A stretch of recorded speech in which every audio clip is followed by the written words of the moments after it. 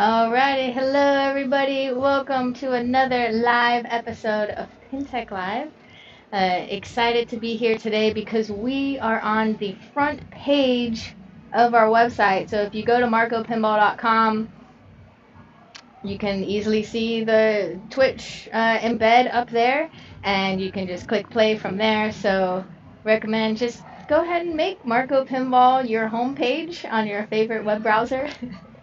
That way, anytime you get online, you can quickly jump in and get live in the action. So hope everyone's doing all right. Let me know how I sound, uh, and we'll jump right into it. Today, I wanted to take a moment to go over all the details for Soda City Comic Con. It's what we have a big show coming up next weekend in our hometown of Columbia, South Carolina. So we teamed up with the Soda City Convention, Soda City Comic Con organizers who are super awesome, and we set up a whole ballroom full of 50 or so pinball machines and arcade games on free play. We have a huge Stern pinball presence. Mike Vinacore and Michael Grant will be with us all weekend, which is super rad. We'll have the Insider Connected Challenge, where if you scan in to any of the Stern games at the show, you will get your unique Soda City Comic Con badge for this year. It's our third year doing the badges, so I'd love to meet any of y'all who have all three badges. That's super cool. If you get all three Stern badges for Soda City Comic Con and you find me at the show and bring it to me, I'll give you some special Marco swag because that's super rad. We'll have the leaderboard challenge as per usual. Lots of prizes given out to different people on the leaderboard. And of course, presenting Stern's latest and greatest game, King Kong, Myth of Terror Island, as well as Dungeons and Dragons. Because it's a fun Comic Con event, we are going to have a big Dungeons and Dragons display, a big King Kong display, and then have sprinkles of all the other latest and greatest Stern games. Hello, Kim. Thanks for joining us. Um, Man, so much stuff is going on next weekend for the show. So the show is Saturday and Sunday, um, 10 a.m. to 6 p.m. Sunday is 11 to 5. We'll have a pinball tournament, as you saw at the beginning of this stream. Radioactive Pinball Arcade is going to be hosting the marvelous pinball tournament. It's a IFPA sanctioned. I believe it's like a PAPA format type of qualifying. You can find more details about that either going to the homepage of our website, marcopinball.com, and scrolling down to the blog area and click the link there, or hit up Facebook and see the event page. You'll get kind of all the details. Pre-registering for the tournament is the best advice I can give you. That'll also secure you into getting a discounted pass to Soda City and early entry. So you can get in there before the long crowd. And you, our awesome tournament players, get to use the VIP entrance, which will also help get them in faster and playing faster. So join the tournament. It's going to be super fun. We have sponsors. Uh, uh, Fox 57 is one of our big sponsors. They helped increase the cash prize pot at the end. Radioactive is bringing 10 awesome Comic-Con flavored games for us to play on, and also making these really incredible trophies for the top winners. We'll have swag and giveaways for tournament players to enjoy, thanks to our sponsors at Transmission Arcade, Craft and Draft, Carolina Pinball Lab, and just it's awesome to see the whole kind of Carolina's pinball community coming out here next weekend to really celebrate pinball together and to get more new people into the hobby and community with us. Past the tournament and the free play room and the Insider Connected Challenge, we'll also have the Little Flippers High Score Challenge inside the Richland room. That is the ballroom we will be in. So when you come in, head downstairs over to the Richland room. And Bang Back Pinball Lounge will be running those events. Each day there'll be a high score challenge for the kids. I believe it's 12 to 4 p.m. And there's going to be lots of prizes and swag for the kiddos as well too. So that's always super exciting. What state? This is going to be in Columbia, South Carolina. So hopefully y'all can make it out. It's a great time to come visit our beautiful city and play pinball with us. uh, Also, at the show, lots of stuff to talk about. We will be doing live demos at the booth.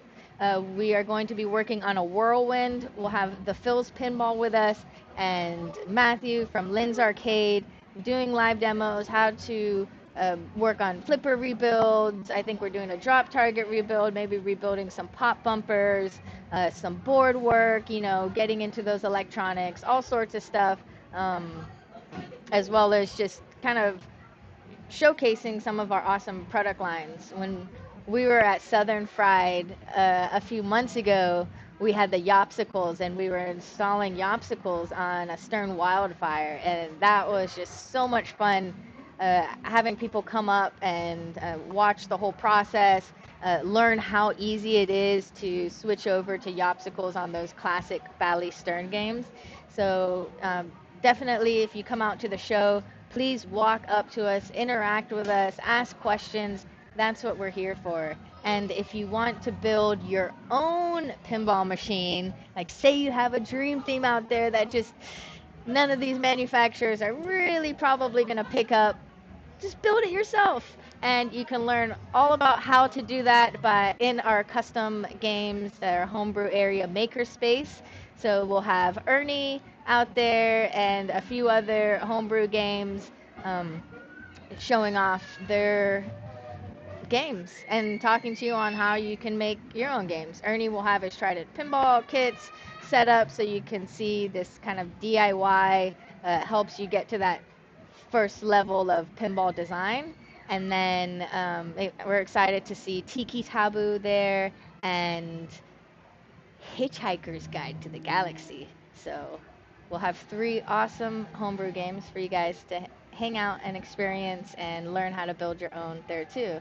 Hello, Mr. J. Crane. Welcome, welcome. Yeah, homegrown. Next time you'll have to come out. So we're in deep planning with the entire Carolina pinball community to make Soda City super awesome. So I hope to see y'all there next weekend in Columbia, South Carolina. Today on PinTech Live, I'm actually going to play a rerun from one of the very first episodes we did. I think it's like episode 20. And this was with Kyle Spiteri, who's now with Stern Pinball. We all love and miss you, Kyle. We get to chat with him every day, though, on our Discord channel. So if you want to hang out with us in our pinball repair chat, you can join our Discord. Link, again, on the homepage on markupinball.com. I mean, you see how it's all tied in together? Pinball Palace, you're not too far away from Columbia, South Carolina, so maybe we'll get a special appearance from y'all out there. Come play in the tournament with us. It'll be super fun. But we're going to play an episode of... What are we doing in it? We're working on an Indy500 and doing a flipper rebuild. So there was some issues with the old screws getting stuck into the flipper bracket, so we have to remove it, get the screw out, and then put the cap screws, the black cap screws that we now have in all of our flipper rebuild kits, because these are very strong screws and you won't run into that same type of issue we keep seeing where that coil stop keeps getting banged, and then eventually sometimes the screw will actually break off in the flipper plate, and that makes it kind of a hassle to do a quick flipper rebuild. So a little bit of preventative maintenance on this episode. Before we get started, I wanted to show off some of our cool products coming down the line. We have just recently got these kits from TFK. You can find it in our website. If you go to the categories and drop down to the boutique pinball lines, you'll see all of these awesome companies that we love to support and work with. And go to TFK Enterprises and you can find these things. So these are speaker covers or trim for your new Stern pinball machine. So you see, like, I have Deadpool back there. That's what I'm going to use them for. And they come in all different colors. And I just went ahead and bought the whole kit of multicolor kit. So this comes with one of each color because I have a lineup of so many different Stern games. I figured that was the easiest way for me to just get a nice little like rainbow action happening. But you can see it comes in blue camera blue, green, white, orange, yellow, black, and red. Yep. So we sell these as kits, but we also, what complements it is these placards. So again, I just bought the full color combo kit, but we also have these kits in just the specific color. So if you want it all red on Deadpool, then just get the red kit. If you want it to fully outfit it. So this is the Insider Connected window covers. So you'll just, you know, you'll have to pull off your apron to install it. But you see it's all the different colors. They've all been tested to still scan the QR codes real, but it just adds a nice little color pop and personality to your game. When you do get these, you can see these are easy to notice that, like, yeah, I'm gonna have to pull off this brown paper. That's for when we ship it. It doesn't get scratched, so when you're ready to install it, you just pull it off. On these ones, it's a little less intuitive. You're just like, why is this screen all like foggy? This is never going to work. But on both sides too, it has a slight little film that you just pull off, and then you'll get the full clear plastic. Pretty much all our plastics come like this, and this is just to protect it. So look, whoa, yeah, that's pretty awesome. So I'm going to be installing these on my games later. We'll probably do an episode where we're just installing them because it'll take some time to get in there. But so it's the Insider Connected covers, the speaker grills, or not grill, I'm sorry, frame. And then these, which are really cool, just little fun accents. That was the word I was looking for, the accents. These actually go over the game placard. So let me show you what I'm talking about right here. We're going to go a bit mobile. We're at Captain Crazy's today. I'm going to switch my camera to the front camera. Alrighty, welcome to paradise, y'all. So, it's gonna be right here. Can you see? Yep, there we go. So my red one, if I wanted to go red, I could go yellow or blue, whatever color I feel like. I'll unscrew these parts and then put the placard behind this graphic plastic, and then it just adds a nice little trim. And then same with the, if I wanted to do purple, I could, but these will mount. We have these for Pro and Premium.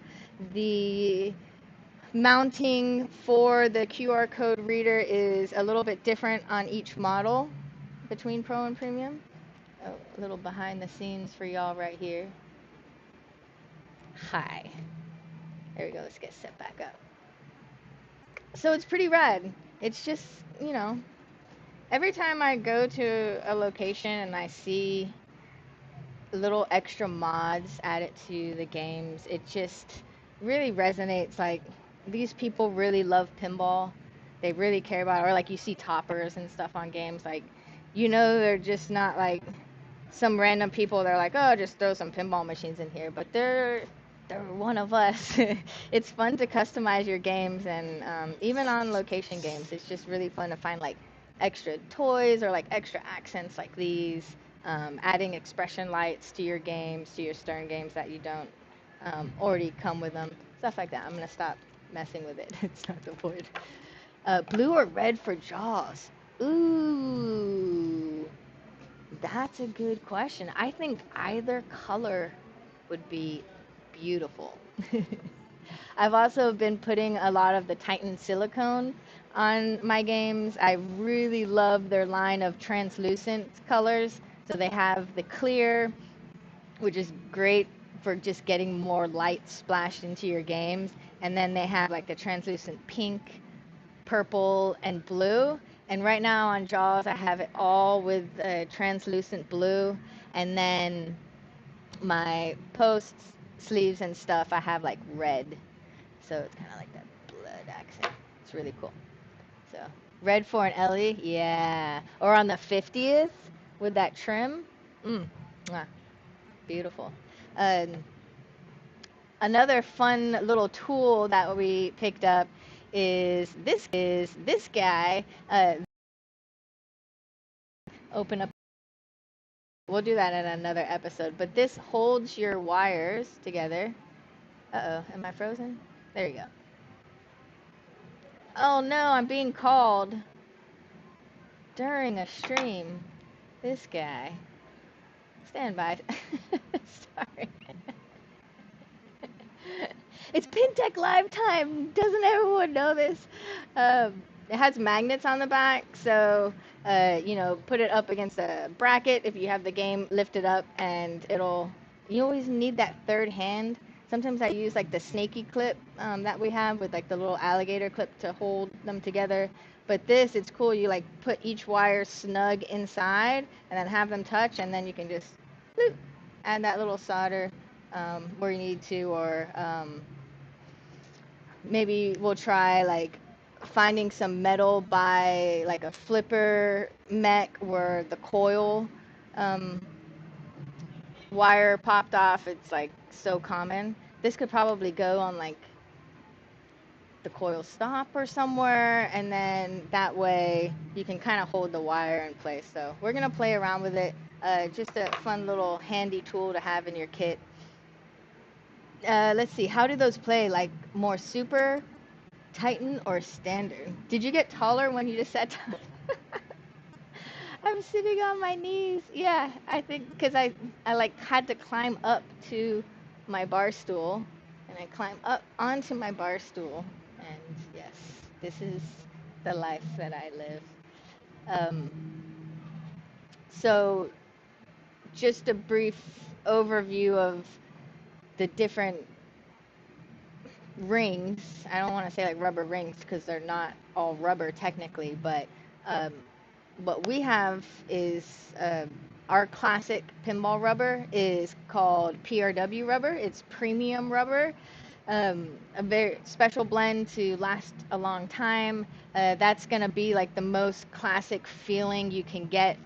Um, how the designers created the games with, like especially on the Stern games, they have black rubber that they put on them, and they do all their testing, gameplay testing and stuff with the black rubber. So if you really want that true, this is how the designer intended it to play, then you get the black premium PRW rubber.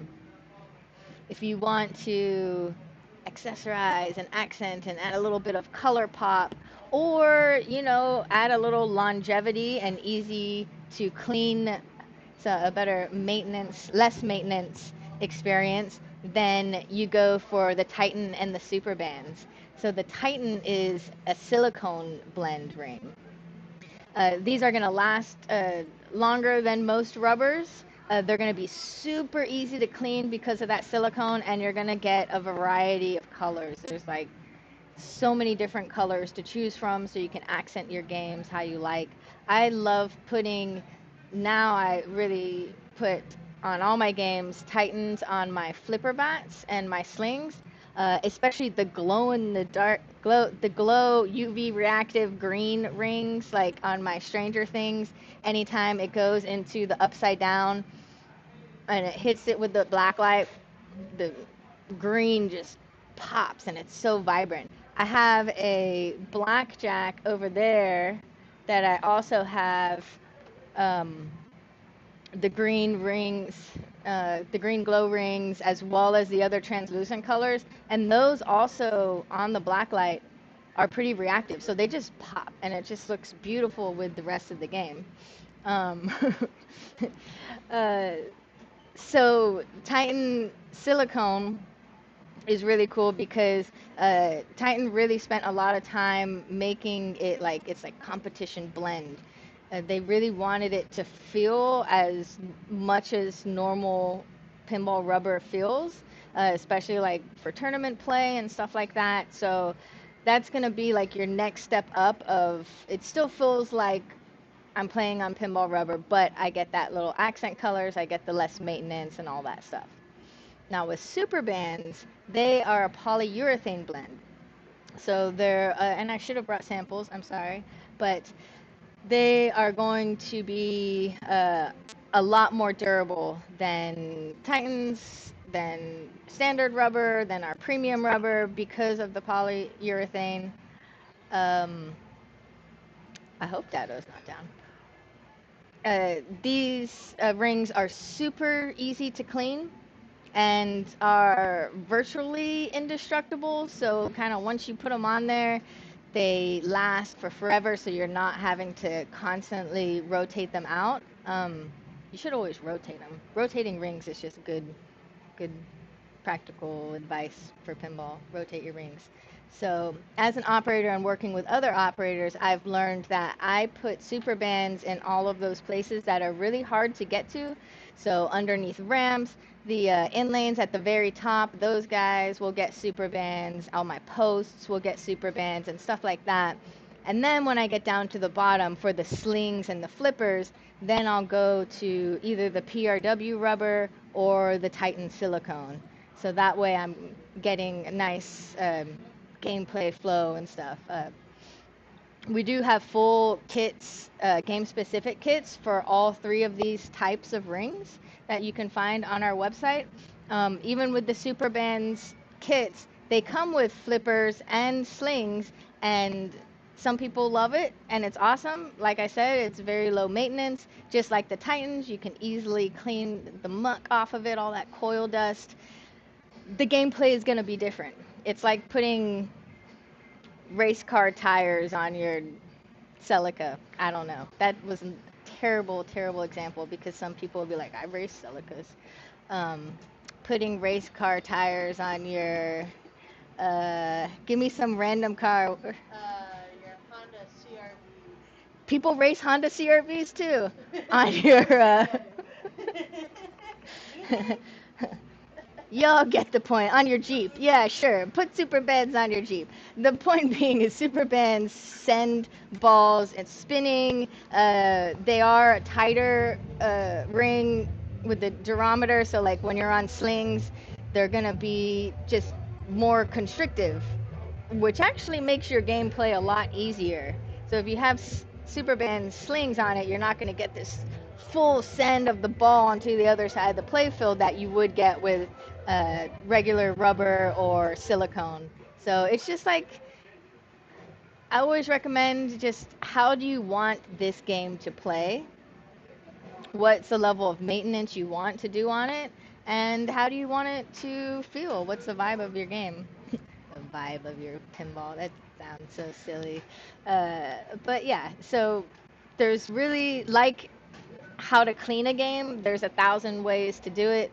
There's no really right or wrong ish. It's mostly about your preference. Yeah, that's some cool pinball vibes, man. Yeah, here's your bed. But that's about it, y'all. We, when I was pulling this episode with me and Kyle from way back when, I just realized we've been streaming for 5 years now. That's 5 years of PinTech Live, and it's super awesome. We're back up to our normal weekly schedule. We were doing some workaround shifts and stuff, so you would see us pop in every now and then, but now we're full steam ahead, trying to check in with you guys weekly, and yeah, keep the convo going because pinball's awesome. So, Soda City Comic Con this weekend, and then start prepping for Pinball Expo because that's the show we're all super excited to go to. This show brings people from all around the world, all in one central place in Schaumburg, Illinois, which is close to Chicago. And you do factory tours of all the different manufacturers. So if you haven't seen how the something is made, uh, it's amazing, y'all. Like, you need to go to the Stern factory tour. You need to go to the Jersey Jack factory tour, and so forth and so on. Um, so yeah, come to Expo too. That's October, mid-October. I think it's like the 15th to the 19th. So, and very in between of all of that are other awesome, great pinball shows too.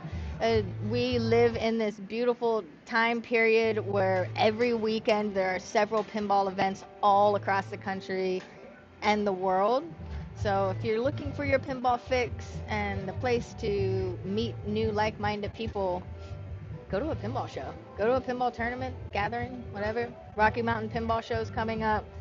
Cleveland Pinball Show is coming up. The Cleveland Gaming Classic is coming up as well too. Those are back to back, so you could do like a full 2 weeks in Cleveland if you wanted to.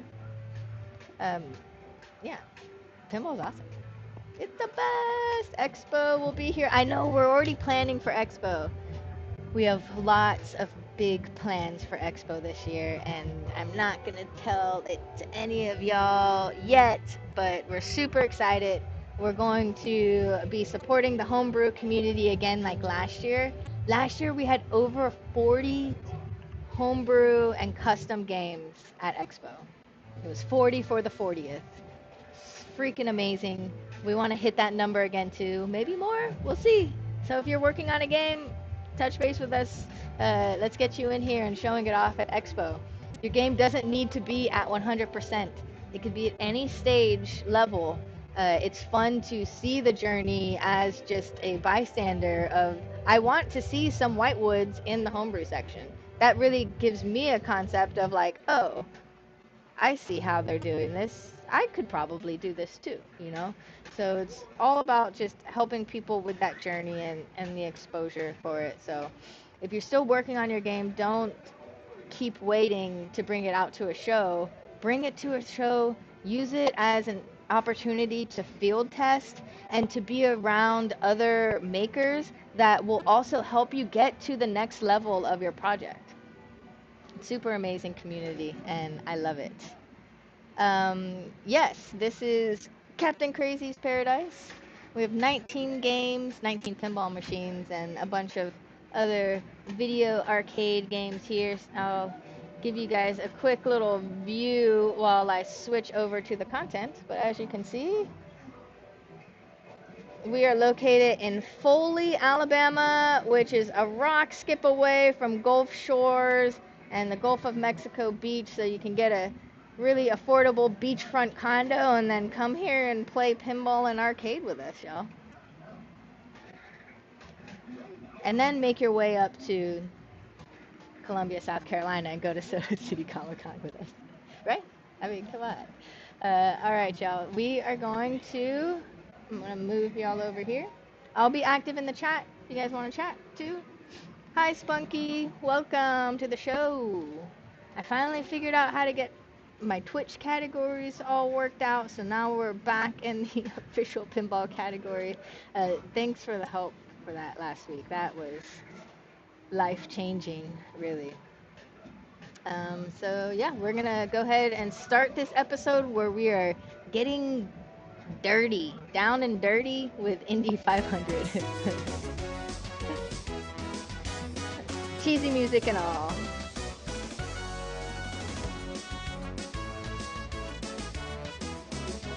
Gotta love my royalty-free music.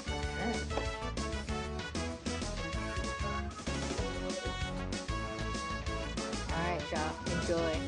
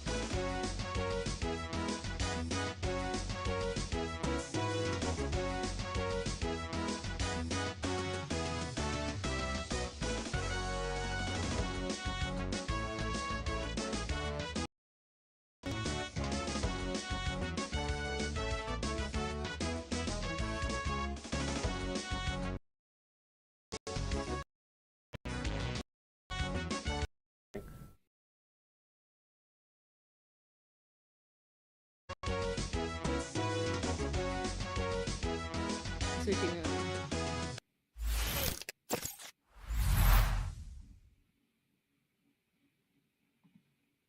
Hello, everybody. I decided to start the stream since Kyle was on his phone on the stream as Black Cat Pinball. We're looking around for Black Cat Pinball 1 so we can have 2 Black Cat Pinballs in our chat. I think next week we're going to do this totally mute, and I'm just going to type all my responses in here on my phone. No, I don't like it. It's terrible. How is everybody doing today on this wonderful 2 days before Halloween event? Good? Mute stream? Yeah, oh, mute stream. You. Why are you typing on the... I'm not going to do that anymore. I'm sorry. It's only funny to me. Awesome. Well, our updates for everybody is, of course, everyone's favorite, which is the 24-hour free domestic shipping for orders over $99, is PT-Turbo Bobby. Turbo Bobby. Now, if anyone can tell me why we named it Turbo Bobby, I might give you a high five. Yeah, a digital high five. Aren't these the coolest pop bumper cats? Colin Baxter, don't... Yeah, Can you put us on subtitles? He's trying to choose between listening to us and listening to his work. We'll be archived later, so you should probably not get in trouble while we do flipper rebuilds today, which is very exciting. Or you could force everyone at your work to listen to me. Shake and bake, Ricky Bobby. So is Turbo Bobby is oh God, what is that Will Ferrell movie called? Was it Will Ferrell? Talladega Nights? Is this a Talladega Nights? No. thing? Hold on, I'm gonna check on my phone here. I'm pretty sure. Midge, what does Turbo Bobby mean? I like it. Bobby Unser, right? That's what I was looking for. He was, what I read, and I remember, my dad told me this story. Bobby Unser was like one of the best drivers when Indy500 went to using turbocharged engines in the 60s or whatever. Maybe that's what it is. I don't know. The Unser family, I mean, I know they're famous in Indy racing. So. Bobby Unser. I wish I was born into a racing family. Nice. Oh, well. Still is, right? She comes from a racing family, or she just races cars? Who? Or Crystal? Crystal's dad raced cars, yeah. From a racing family. Friend of the show, Steve Burtock, owns a race team. If only I fit into a Miata better, maybe I'd start doing spec Miata racing, but I'm kind of too big. I mean, if you cut your legs like to your knees, you could use your knees for shoes, and you would be probably the right size. I could probably hit the pedals if I only had shins, maybe like the top of my shins or something. Maybe I need a custom long Miata now. Yeah. So speaking of cutting off your knees, last week we had during our Q&A, we got a really fun question from Leaf Carrot, and I saved it because I wanted to ask everybody in the chat what their answers would be, since Halloween's right around the corner. So the question is, if you had to be buried in a pinball machine, or as Leaf Carrot said, a pinball sarcophagus, which pinball machine would you choose? So what pinball machine would you choose to be buried in, Kyle? Centaur, because it's super metal and demonic. So that fits my aesthetic. But I was just looking at Party Zone over Hercules there, for you. and I think it would be very comical to be buried in a sarcophagus that says Party Zone on it. So maybe that's a better answer. That's pretty good. What about you, Emoto? Happy Thursday. Dragger, what pinball machine do you want to be buried in?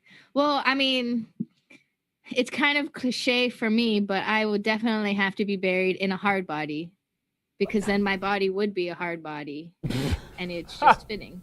But I think you need a Hercules machine, because you're not going to fit in any other pinball machine, Kyle. Yeah, seriously. I need extra long. Or maybe like, what were those old Gottlieb games like Circus or whatever? It's like the mega wide body. Oh, okay, wait, I changed mine. I want to be buried in a baby Pac-Man. Or a Granny's Gators. Daniel said Centaur too. Yeah. Nice. Good on you, man. You know what I just thought of? We should stream Baby Pac-Man. I've been asking you to do that for like 6 Okay, months. you're right. But that would be the first time Baby Pac-Man was ever streamed, maybe. We could do it. Maybe that's what we'll do if you yay. come down. Awesome. All right, we'll do it. Next Marco After Hours. Turin just got his Flipper rebuild kit. Awesome. What game are you doing your Flipper rebuilds for?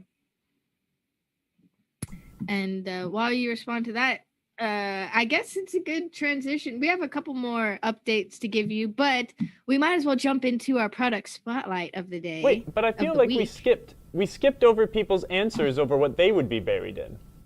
Everyone, I know, we only got Daniel said Centaur. Okay. Initiative 837 said Cyclone. That's a great one. Oh, okay. Blue Continental. Bury me in a heavy metal meltdown and then cremate me and then the machine. So then there's one less heavy metal meltdown in the world. Oh my God. Okay, delete that comment. Ban that person. That's a great game. Yeah. Should I ban that Blue Continental? Blue Continental, I need to actually make a moderator at some point. Oh my gosh. What is that? / mod? Anyone? Or maybe I could get buried in a meteor and then be shot into space. That would be pretty cool. Oh, Pin Daddy said, bury me in a Big Lebowski, me and the dude for all time. That's pretty funny. Okay, that's good. Y'all amused me. Oh, cool. Turin, Flash Gordon, you got it's back in stock. You got heck yeah. Your rebuild kit. I hope you were able to load up your card and use the free shipping for orders over $99 code. We should be getting more Bally Flipper parts here soon, too. So everyone's been fixing Bally games lately. I like it. Yeah, that's awesome. Didn't you say you might do a Flash Gordon on the show one day? No. I wish I had a Flash Gordon. Oh, maybe you just said Flash. Yeah, I probably said Flash. Guy, right? Yeah. Okay. So now moving on, since I interrupted you, we could talk about Spotlight stuff. Do you want to run that?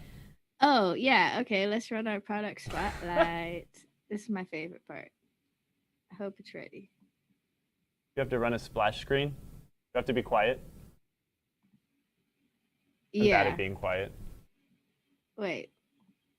Is it going to play? We'll see. I'm watching what's going on over here. Well, anyways, hey, look. Emoto wanted me to wear a hat, so I brought a hat so it can keep my hair in one place. Ooh. You weren't even wearing it. Keep it on. It's good. Tuck your ears behind your...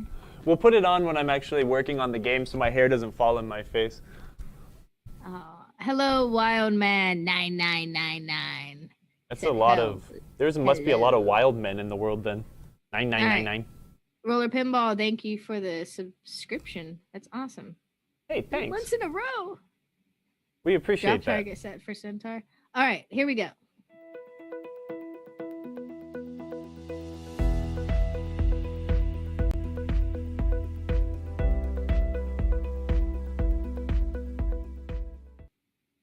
Wow, that was a great graphic. job. Sorry, you caught me looking at the computer. We're going to talk about our flipper rebuild kits that we put together here at Marco. What camera should we use? Oh, that one. Yep. So, Hey, Boo. in my hand, I have one of my favorite part numbers of all time. Sorry, it's blown out, isn't it? Woofletron. Just a Williams Fliptronic flipper rebuild kit. And the way we put these kits together, everything you need to replace wear items on your flipper. The only thing that it does not include are flipper bushings. So if you wanted to do a real whole deal flipper rebuild kit, you would just need this, all of the mechanical parts, plus flipper bushing. These kits, we have them for a wide variety of games, and they are set up for different eras, right? So like the ones we dealt with on roller games many, many months ago, that one has different end-of-stroke switches. It has different flipper cranks links to use the compression spring as opposed to the expansion spring like these kits do. We have these for old Bally games, older Williams games, some Gottlieb games even. So this kit would be a simple kit for a game that only uses 2 flippers. Sometimes it's hard to even think of how many games use 2 flippers. Sorry, Getaway has 3 flippers. Anyways, this kit, the Woofletron kit, it's a left and a right flipper crank and link. You've got 2 coil stops, 2 coil sleeves. You've got an assortment of hardware just in case, which is very common to have pieces of hardware missing from your flipper base. Maybe you have a sheared off and broken coil stop screw, a 1032 cap nut. So we include all of these things, a couple 632 1/4-inch screws to replace your coil retaining brackets. You've got a handy dandy flipper space gauge, as well as 2 end-of-stroke switches. And again, this is for a Fliptronic game, so solid state end-of-stroke, or solid state flipper games, such as anything newer than Addams Family. So handy, all in one bag, keeps it easy. I don't know. Do we have any comments? Questions? You mentioned that we have it for several different Yes. games. We have flipper kits for Bally games that use like the linear flippers. We have flipper kits for older Bally games that use a crank style flipper. We have flipper rebuild sets for older Gottlieb games, electromechanical, and I think only electromechanical. A lot of the 80s and 90s games, they really only have 1 or 2 wear items. New Gottlieb flippers, excellent design. Yeah, electromechanical stuff. There's a lot of them. If you type in flipper rebuild on the website, you'll see a bunch of stuff. We even have a few flipper rebuild sets for specific games. Whitewater, for instance. Whitewater uses 2 flippers at the bottom that use the expansion springs like this. The upper flipper, here's a fun fact, the upper flipper next to Bigfoot actually uses the old style compression spring because the expansion spring gets like dangerously close to some other stuff up on that mini playfield. So we have a specific one for that game. Roadshow, right? I think Roadshow uses 3 right-hand flippers and 1 left-hand flipper. We've got one for that game. So hopefully you'll find what you're looking for. That was awesome. That was beautiful. There's a lot to do with flippers though. There are problems, right? There are intricacies to flippers. Williams used a coil stop on the flipper that was a teeny bit shorter on the flippers that use the compression spring. So like any game up and before Addams Family, they used a coil stop that was just a teeny bit shorter, and the flippers will end up resting like at a much different angle with that with or without that coil stop. Does it make like any difference at all? 95% of the time, no, it really doesn't make a difference. I have found that you do need to use that shorter coil stop on the upper playfield on Swords of Fury though. If you do not use that shorter coil stop, the flipper you can't backhand the furthest right target. Does anyone have a Swords of Fury? You know what I'm talking about? Oh yeah, Carrie Hardy's doing a big Swords of Fury, what is it? The hardtop Project. thing, right? Yeah. That's a great game. IndiePins asked, or actually Daniel asked, adjusting tool for the flippers also included. So the flipper gauge tool comes in all of them, right, Kyle? Yeah, any Williams flipper rebuild set will have the this super sweet custom Marco flipper gauge. The games, like when they were new, they actually came with them. In a new Williams game, there was a little goodie bag, kind of like the Stern games have nowadays, right, with extra plastics. But in the Williams game, they had like one slingshot link, one flipper link and shaft, and they had that tool also to help reset those things. So it's a handy tool. Yeah, absolutely. And IndiePin said, I was thinking about coils. They really can't go bad, can they? The wires can't open. So when is a coil isn't doing the job, it's probably the sleeve. What do you think? A coil can go bad, but usually when a coil goes bad, it's the fault of something else, right? So you'll have a switch stuck on, or I mean, they can go bad, but rarely, a lot of the time, the coil isn't the problem you're looking for. If you have a game that works and you're trying to spruce it up, right? Make it a little faster, a little slicker. Yeah, coil sleeves are definitely what you're going to want to replace. All that nasty black dust you get from touching any of this stuff, that black dust comes into being from the shaft of any electromagnetic device hitting the stop and creating dirt, right? And sorry, my brain is totally not firing on all cylinders right now. Flipper piece. Since the shaft rides inside the sleeve, all that dust builds up in the sleeve, so you get a lot of friction from having that nasty dust into the sleeve. So replace the sleeve, or clean the shaft, and you'll be fine, most times. Yep. And APB, who is the coil man, he says EOS switches can be trouble on flipper mechs too, as well as flipper buttons on earlier games. All stuff to check when you think a coil has gone bad. Yeah. So it's maybe not the coil. Do your flipper rebuild first, right? Absolutely, like always. Coils, when a coil's bad, most of the time it will be very apparent. It'll be super burnt. It'll be melted. You can't get things out of it because it's swollen. I wish I had an example of a really bad coil in here, but I can't really see one. But yeah, generally, the coil is generally fine. A lot of people want to be like, well, it doesn't work, so I'm going to replace the thing I don't understand the most, and the coil gets replaced first, and generally it's not the problem. It can be, but generally it isn't. In some instances, you will have, here, let's use before we jump in, let's go for like a little teeny lesson really quick. Let me grab a Williams flipper coil out of my box here. Oh yeah, look. We have a cool shot of Kyle going through his toolbox. Can you switch to the small camera? Yeah. So the way these guys work, right, I'm not going to explain how a coil works, but one common problem with a coil that will not be super apparent is when the actual windings, right, the wires that exist inside the coil, sometimes these things can, do we see this teeny little red one here? Hold on. Did we lose the camera? Here, I'll come up to the big one while you try to figure that out. Oh, there it is. It came back up? No. Nope. It's okay. You're good where you are. What is happening? Okay. Hold on. Sorry, everyone. So you've got the wires that exist in the coil, right? They run out on the bottom part of the bobbin and then wrap around these lugs. And this is what we solder to.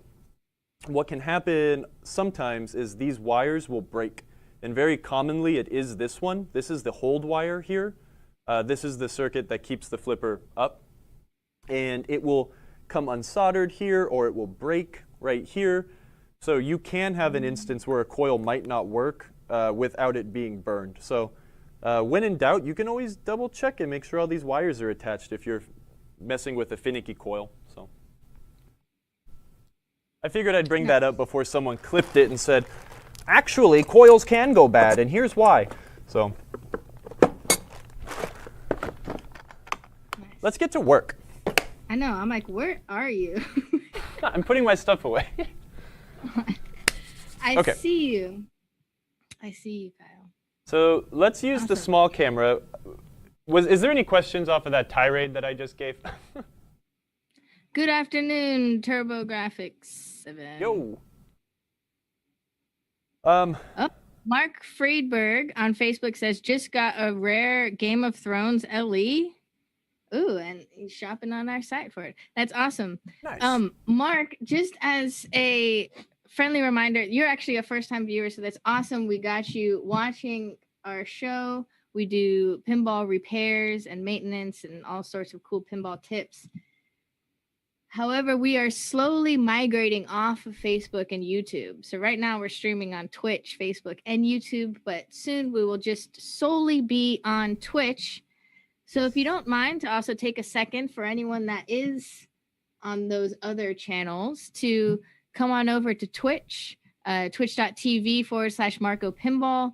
Sign up with an account. It's absolutely free. If you follow us, you'll get notifications on when we go live, and you'll get to interact and do cool stuff like put up the Kyle emoji. Oh boy. Or the always be tightening bent screwdriver emoji. You can unlock that with the channel points. There's lots of interactivity when it comes to Twitch. So yes, and again, you'll catch me doing on other Facebook streams and too. YouTube. So head on over to Twitch.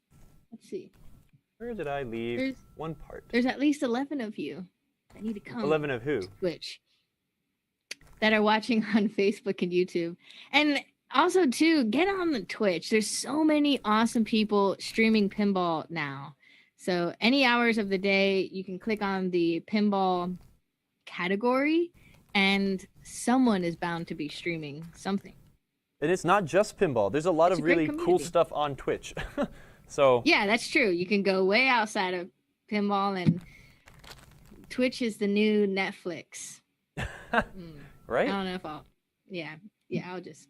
Yes, definitely. Okay, back to flippers. Back to school. Okay. This game it had a really blown out flipper base. We're missing one of these riveted in, or attached nut. What would I call it? Like, whatever, a fixed nut on the back of the plate. So the way that this thing was affixed was someone put the screw, the Allen head cap screw, through here, and then just put a nut on the back. Is that fine? Yes, if you need to get the game working. But again, right now we're here to fix problems, not continue with Band-Aids. So we are going to be replacing this flipper base. We cannot just re-tap this. If we had a stripped out screw for like the coil retaining bracket, if we had a stripped out screw, I mean, that's pretty much it on this assembly. We could re-tap it, maybe, and maybe we'd have some good tough threads to thread these screws into. But this is important. This takes a beating.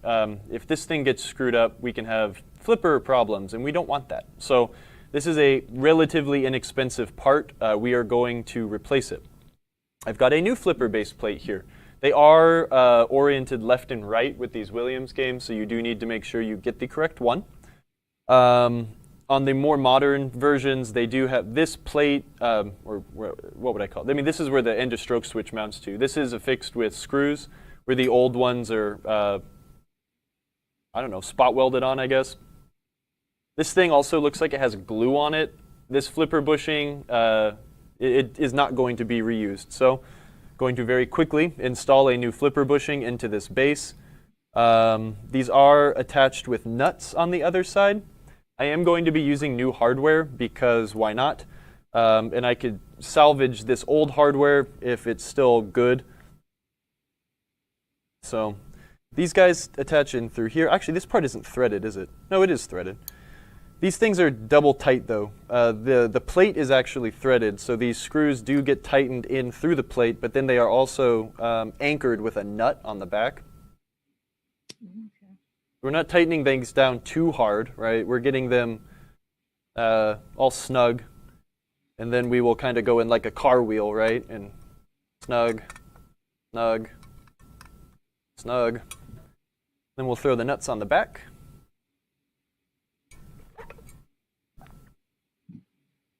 This is, again, it's like, I have to stress, it's like, if this was in an arcade and I was trying to get it working and I may not have had this part or I didn't have the time, maybe there was a more pressing issue, it is okay to put a nut on the back of these things, but don't leave it like that. That's not, you lose style points for that. IndyPins asked, no Loctite here? Nah, you don't need Loctite for this sort of stuff. Honestly, I don't recommend using Loctite on any of this stuff, just because it does make it a pain to get it apart again. These are meant to be, you know, serviceable.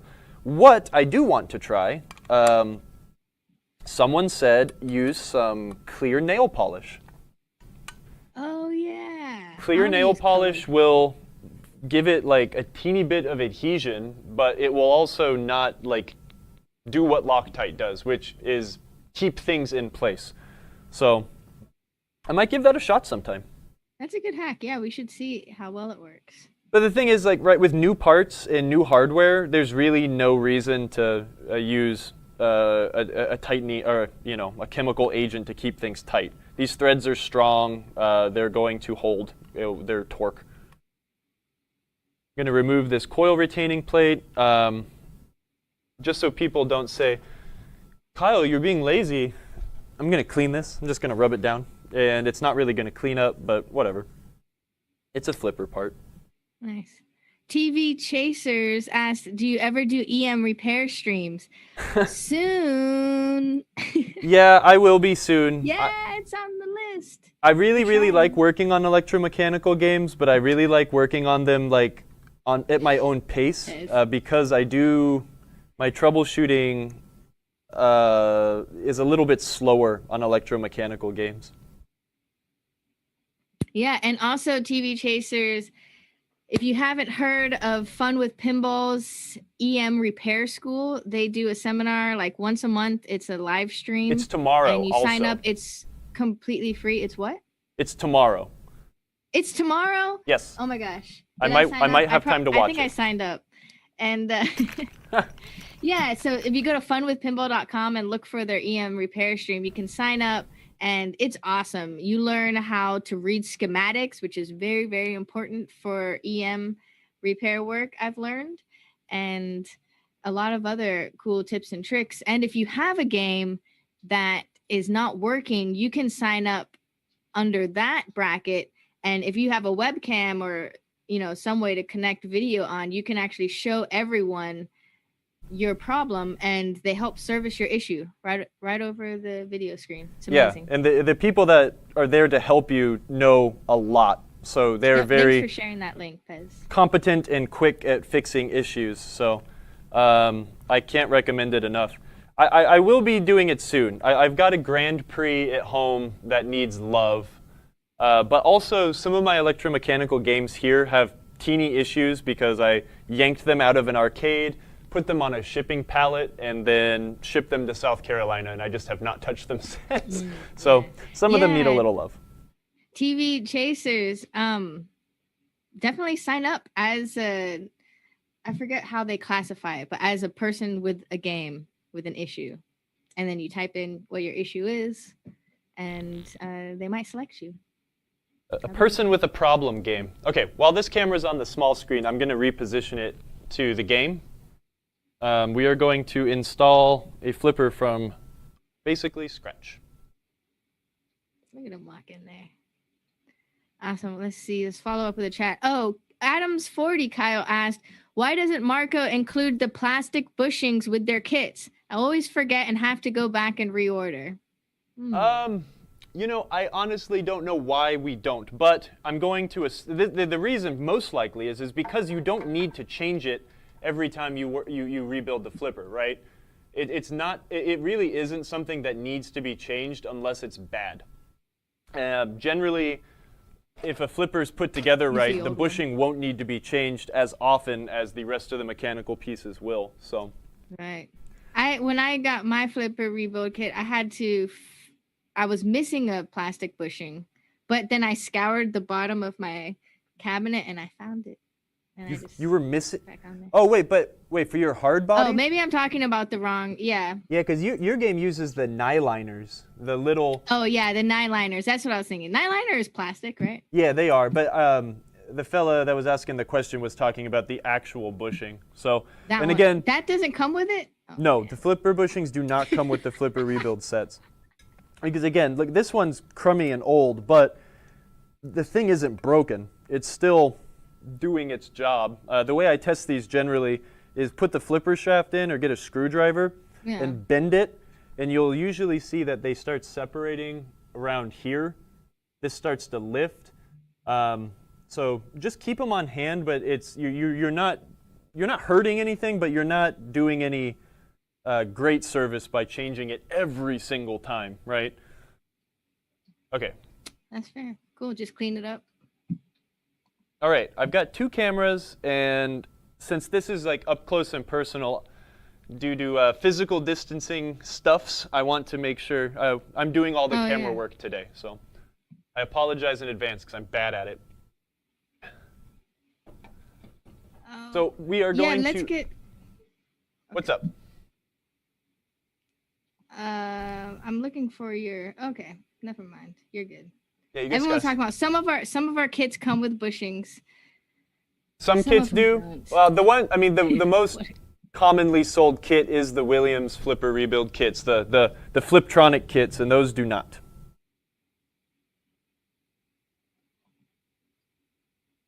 Oh, you're gonna get a wedgie Why? for something. You said something about a bushing, and that means one day you will get a wedgie from Bad Out of Hell. So use your torque sensors in your fingers when you're installing these things.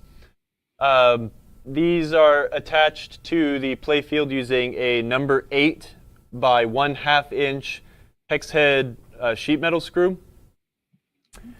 So when you're installing these things, make sure that everything is tight and you're able to tighten these things down sufficiently. If you do not have enough grip, if these holes have started to blow out, you're going to want to address that now while you have the ability to.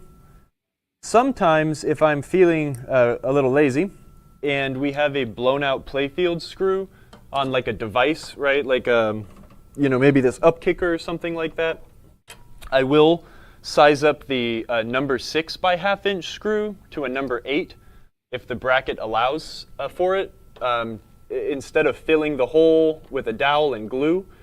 In this case, we can't do that because these are held to the playfield using a number 8 screw. So do not leave things loose. Always be tightening. We Always have an be email tightening. for that. I forgot. That's my favorite slogan that I almost invented. So I'm going to again, I like to use the star pattern thing for cars a lot of the time to make sure things are even. That tightens down nicely. That tightens down nicely. So does that one. And again, we're not trying to Nice. use Winter's like having He-Man Game of torque Thrones on this makes stuff. It's just a matter of getting it to snug up firmly. Our camera kind of went out of focus, and I don't think that's something I can fix. Let me manual focus since it's going to kind of stay here like this for a while. Sorry, everybody. Oh, you're breaking the fourth wall. Oh my gosh, I'm not ready for Everyone's cool enough Oh with god, us. it's Kyle's butt. What are we gonna do? Look at that wide shot. Doesn't Kyle look great in a hat, everybody? Thanks, maybe. I don't think That's the okay. focus wants to adjust it all. Try just going like in and out a little bit. Yeah, hold on. Wants to adjust it all. Like in and out. Yeah. Toothpicks to fill in holes in a pinch. Yes. What was it? TJ Buyer out in the Bay Area in California was talking about using those cocktail toothpicks with little umbrellas. Oh yeah. Because he was at a bar. When you're in a Some bar. people recommend it using wooden chopsticks, like for the bigger holes. You could use a wooden chopstick, so you don't have to get What I do 12 is I just toothpicks. keep a 3/16 dowel around. That's generally, Piece I don't know per what camera's even on. I think the Sony cam's going to be okay. I keep like a section of dowel in my toolbox with me just in case. But yeah, when I'm in a bar, a toothpick really works wonders. Chopsticks, I've started saving chopsticks that I get from takeout. That's a great Steve one too. Burtok. Don't say that. Don't ever say that to him, Steve Burtok. What? Trying to get him to wear a hat. Nothing. I don't get to hear? Okay, let's see. Yeah, a hat giveaway. We should do a hat giveaway on the stream today. Yeah, Kyle's wearing a hat, so now everyone else needs a hat, right? Everyone wants a hat because Kyle's wearing a hat. Wow, I'm finally a fashion icon. Oh, one thing I didn't transfer over is the little bumper plug. Let's get Blue Continental. Can you think of a good trivia question? And whoever gets it right first, we'll send them a hat today. Make sure your game has these, the little bumper plugs that go into the back of the flipper base. Oh, where do those go? Right here. This is where like the crank and link rest.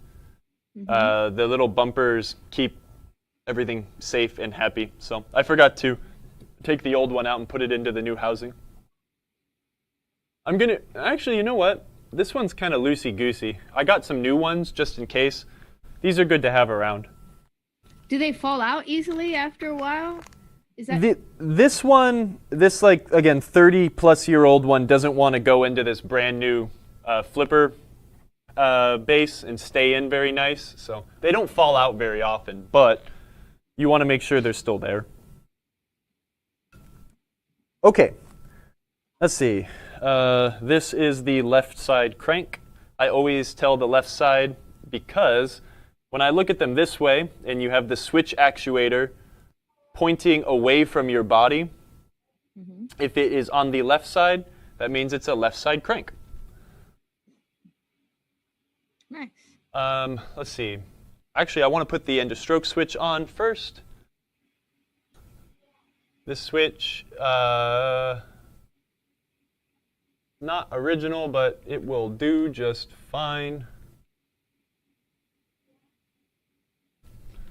Hold on one sec. I need to see where my nut plate went. Or did this not have it? I think this thing was kind of in pieces when we took it apart. I am using my magnetic bowl, but I am missing a small piece of hardware right now.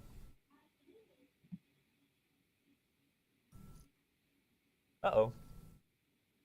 Haha, we've been foiled. Okay. Sorry, everyone. Kyle needs to go dig through his box of parts here, so give me one second. For the giveaway trivia, Winter is Coming said, first place, free hat. Second place, free hat. Third place, steak knives. We should have Margot branded steak knives. I could get behind Can we that. get the Marco branded koozies first? First place, free hat. Second place, free hat. Third place, steak knives. We should have Margot branded steak knives. I could get behind Can we that. get the Marco branded koozies first? Or the PinTech branded koozies? Yes. And the Would be extra cool.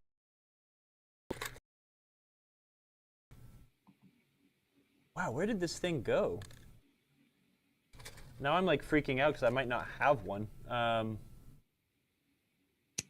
This will work. Okay. Oh wait, no, that's fine.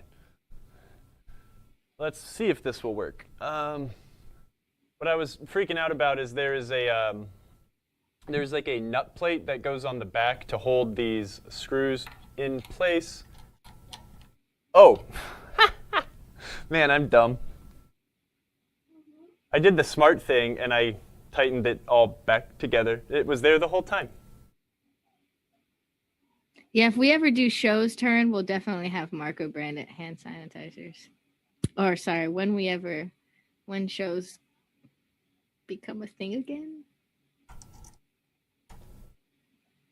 You know what we should do is we should do PinTech like really live. So we take a broken game at the pinball show, and then Oh yeah, absolutely. Kyle We're tries to definitely fix going to do that. We'll just bring our streaming rig to wherever that game is broken and shoot it. Maybe that'll be in the way. But That yeah, would we'll be- take someone's game at the show and fix it right there. That'll be good. That would be hilarious. So did you find the part you were looking for, or are you MacGyvering it? The chat wants to know. No, I'm glad you didn't pay attention, because now I'm going to pretend like, oh yeah, I just found it. No, it was all screwed together. I found Alright. it on the Switch itself. Yes, Okay. Marco bottle openers. I used to get angry at people. There were people that would bring their games to the shows in California that were broken because they knew that me and other people would fix them, because having a game on the floor broken is bad.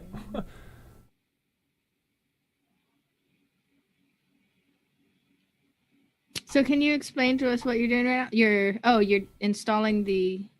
I'm tightening Switch? the end of stroke switch on, and what I was missing was the plate that goes on the back that allows the screws to thread into the whatchamacallit, that allows them to tighten. It's like a nut kind of for a coarse thread screw. Nice. And for that switch, does it have to be a particular orientation? Like, if you flip it backwards, like, how do you know which Yep. way is the front and which way is the back? That way, I screwed that up a little bit, and I had to catch myself there.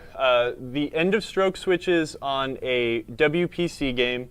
Sorry, let me rephrase that. The end of stroke switches on a Fliptronic game, games that use the solid state flippers. Oh, here I can talk to a camera. Hey, You like look at that hat. Man, I'm cool.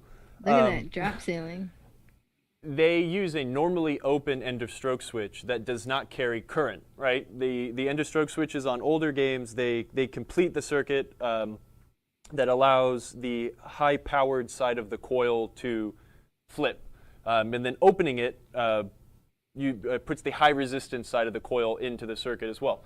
These games, this is just a switch, just like any other pinball game has, right? Put the other camera back up on the screen, Emoto, if you would. Or I could use, okay. So what this does is when the flipper flips and it closes this switch, that lets the computer know that the flipper has completed its stroke. If this thing was gone, the computer is smart enough to be able to just turn the holding voltage onto the coil. So even if it did not have an end of stroke switch, it would still hold without burning the coil up. But what this does allow the game to do is sense when the flipper opens, right? So follow me here. The game knows that the flipper is closed right now. If you have a ball come down and hit the flipper, what would happen if the end of stroke switch wasn't working, the game would have no idea that the flipper has moved. So it would still be holding it with that low power, and the flipper would collapse.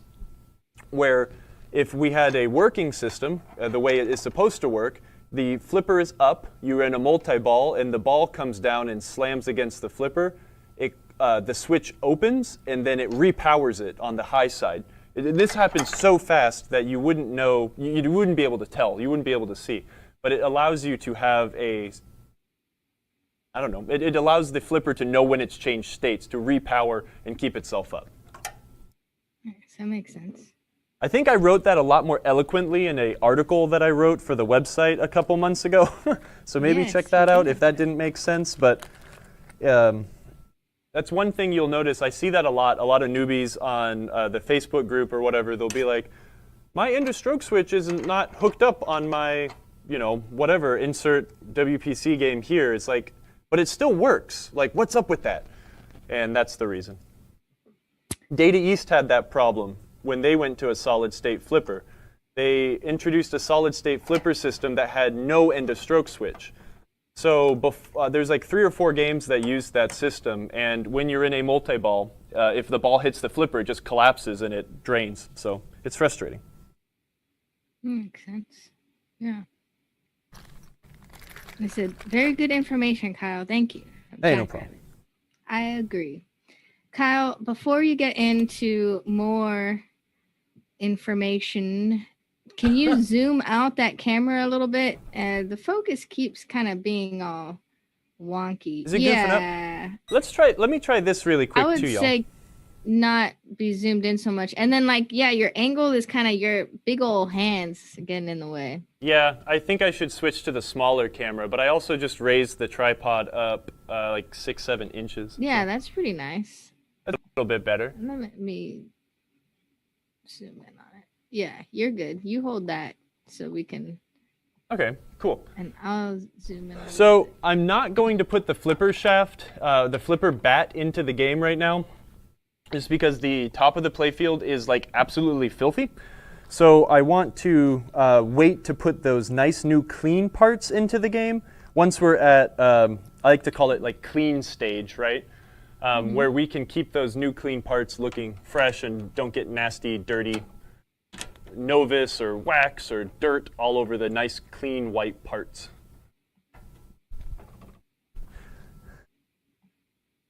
If you do want to make sure when you're reinstalling your flipper, the coil stop screws, these Allen cap head screws, you want to make sure you do have a split washer like this, a lock washer.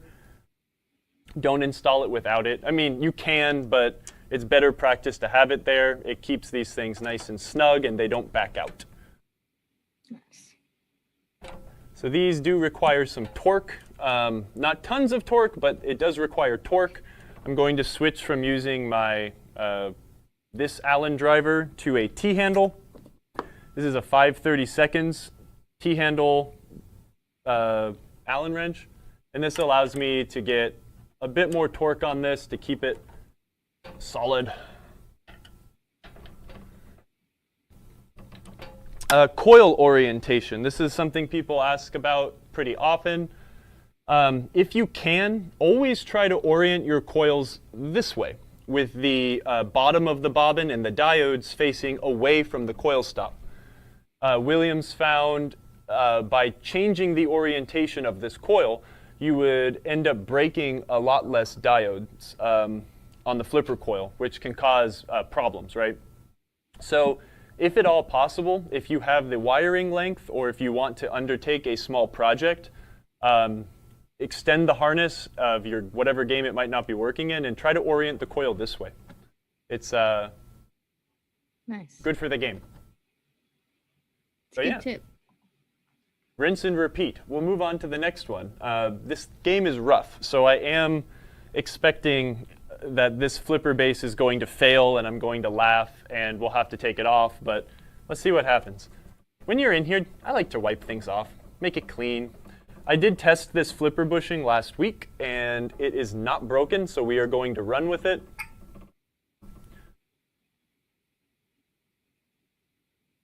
Still got a spring. Nice. All this is handy dandy. Let's go get some flipper parts and put it back together. This is probably my favorite flipper to work on. They're very simple and straightforward, and you know, the adjustment is easy and quick, and they always perform very well. This system and Stern's current system are really, really wonderful. But I also really like the the Bally linear flippers, and I know most people hate those things. So we did that on Lady Luck. That was a fun show. That was a long time ago. Adams asked, do you change just the coil stops and coil sleeves to prolong the life of the flippers? Rules on changing coil stops. If you're going to change the stop, you should change the shaft as well. They wear together. So if you put a new coil, let me see if I can find an example of a really goofed up plunger. I want to find one that has a different shape, but they wear together, right? So I'll move over to this camera. Sometimes when they wear, they'll become concave or convex, and they mate, right? So they're flat for a while, and then a shape starts to happen. So what can happen is if you put a new stop in, and you've got a flipper, like a plunger that looks like this, weird things can happen. You break stops, it's just bad. It's always the best practice to replace both of them at the same time. Long story short, coil sleeves are kind of like just that's a quick and easy thing you can do. If you have a game that really gets high plays, you can replace the sleeves and freshen it up a little bit. But there is the owner of Marco went to a Williams service school at one point, and Williams did put a number on flipper lifespan, right? They said that every 500,000 flips, a flipper should be rebuilt to retain its perfect flipping potential. I don't know. I mean, that does seem accurate, but I know that I have games that have lasted longer than that.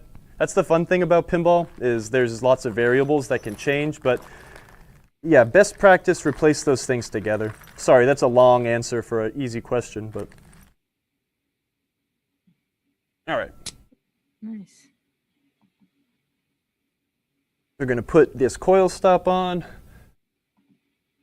This is, again, a lot of the adjustment here, the parts that actually do take a little bit of specialist knowledge, if you will, are in adjusting the flipper and getting the actual flipper free play up and down against the bushing, the thing that little flipper gauge is for. That's kind of the most technical part of doing this job, but we won't be doing that today. That'll be much later once we get the game clean. Right, because it's kind of like fine-tune adjusting at that point.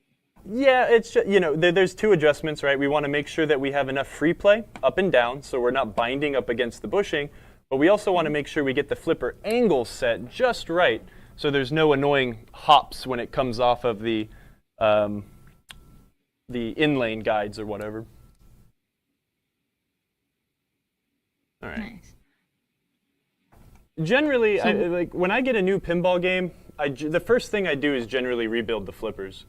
It's just, it gives you a baseline. I'll go into a game and I'll assess the health, make sure it's all happy, and then usually we'll start with new flipper parts because that's the most important part of the game between you and the pinball machine, right? Is good response with the flips. Tighten it in. While you're tightening, always be tightening, Roller Pinball asked, if your flipper doesn't bounce pass, is that a sign that the bushing might be bad? Mine hits the flipper and rolls, but hardly ever bounces to the other flipper. Probably not. That's a hard question to answer. I'm assuming by bounce pass we're talking the dead flip, right? Yeah. What generally, there's so many things about that. Physics are involved, right? The angle and the speed at which the ball is traveling, the age of the rubber. There could be a lot of things. You could have you could have crummy old rubber that's not bouncy anymore. You could have a broken flipper bat. That's really common to have them cracked. I don't think that would necessarily be a bushing issue. Let's see. We readjust this camera here because we're going to work on this flipper is very special. Is that zoom okay? What makes this flipper so special, Kyle? Look at that. Oh, that is nice. That moves so much. Oh no, that's not nice. Right, so this is an exaggeratedly very bad case of a massively worn flipper linkage, right? The small amounts, something that you could even say half or 3/4 of this, if you had only 1/4 as little movement as this thing has, you would have a really crummy flipper. Because what happens, right, when this thing energizes, the plunger is pulled in. The plunger has to overcome every teeny bit of free play that exists before it starts moving the flipper, which tends to make things extraordinarily weak and you have a bad playing experience. So what it looks like here, yeah, this thing's just old. I don't know. Let's take it apart and see. That's what fun part is, the removal and the autopsy, if you will. This thing is also missing a coil stop screw, hopefully because it is not stripped or missing, but we'll see. Nice, so he's pulling it off. That one's really bad. I haven't seen a flipper link like that in a long time. This one will have a good example of a super worn out shaft and stop though too. Oh yeah, that one's really bad. Okay, cool. Let me get this thing MGM off. Studio said you can drive a truck through that link. Ooh. Seriously. Ooh, look how dirty it is. Are you going back to your bench? No, you're staying here. No, I just had to go grab a wrench. Generally, I'll crank on these things and loosen them up when they're still, the coil and the stop is still in, but whatever. Yeah, APV says, interesting to have a newer coil installed on a blown out mech. I know, right? This game, and that's the thing, I've gotten so many pinball games for basically free, and they all mostly work just fine. It's just that people, they either want to sell them when the flippers don't work, or that's when I get the service call, right? The whole game won't be working. Oh, and just the flippers stop working, and they're like, oh, the game's fine, it just needs the flippers rebuilt. And you get there, and it's like in this kind of condition. You're like, oh boy, this is going to be an all-day service call, or this is totally, I need to come back for this because this is bad. There's a ton of metal shavings. Oh, that's funny. Oof, got it out. I'm gonna. Adams40 asked, do you rebuild after a certain amount of games or just when they become weak? I don't. Like I just do it when lifetime? they seem weak. But I'm also, I'm not a super anal home collector. I'm an operator for the most part. So I rebuild them when they start feeling sluggish on location. And So- also when you first get a game. Yes, too, generally when I first get a game too. Hey, switch to the small camera, will you? Yeah. I just think this is funny. You see all that like super magnetized metal particles on those screw heads? Oh, cool. I mean, not cool, but like fascinating. Yeah, that's pretty brutal. I vacuumed out the bottom of the cabinet, but I'm sure that right around there was a massive pile of metal shavings. Let's stay at the bench really quick and let's dissect a Williams flipper, crank, and link really fast. Cool. We'll see why this one is so gross and grody. So you got your C920 up. Almost. There you go. I think it's like, this is another thing I try to tell customers a lot too when I'm doing service, is that a pinball machine isn't really like a car, right? Where you have like a maintenance schedule, right? It's like, oh, well, if you don't bring your pinball machine in for service after 1,000 games, you're sure going to be sorry. It's like a lot of things in pinball, since it is physical, and since it is, relatively random, right? Things can break and wear out in different time frames. So. Oh, IndyPin says every 10,000 flips. Yeah, that's being super, super anal. They also asked, did you say the plunger rod was bad? Can you show that? And that's what you're about to show us. Let's show that up. Let me get the coil stop too. And then, that EOS switch was all like... When someone was asking about maybe just replacing the stop, like, if you have a relatively clean game, that might be okay. But can you see the concave in this? Yes. Does that come through at all? It does a little bit. Compared to a brand new unit, which is not concave whatsoever? Yes. Yeah, that's a good comparison.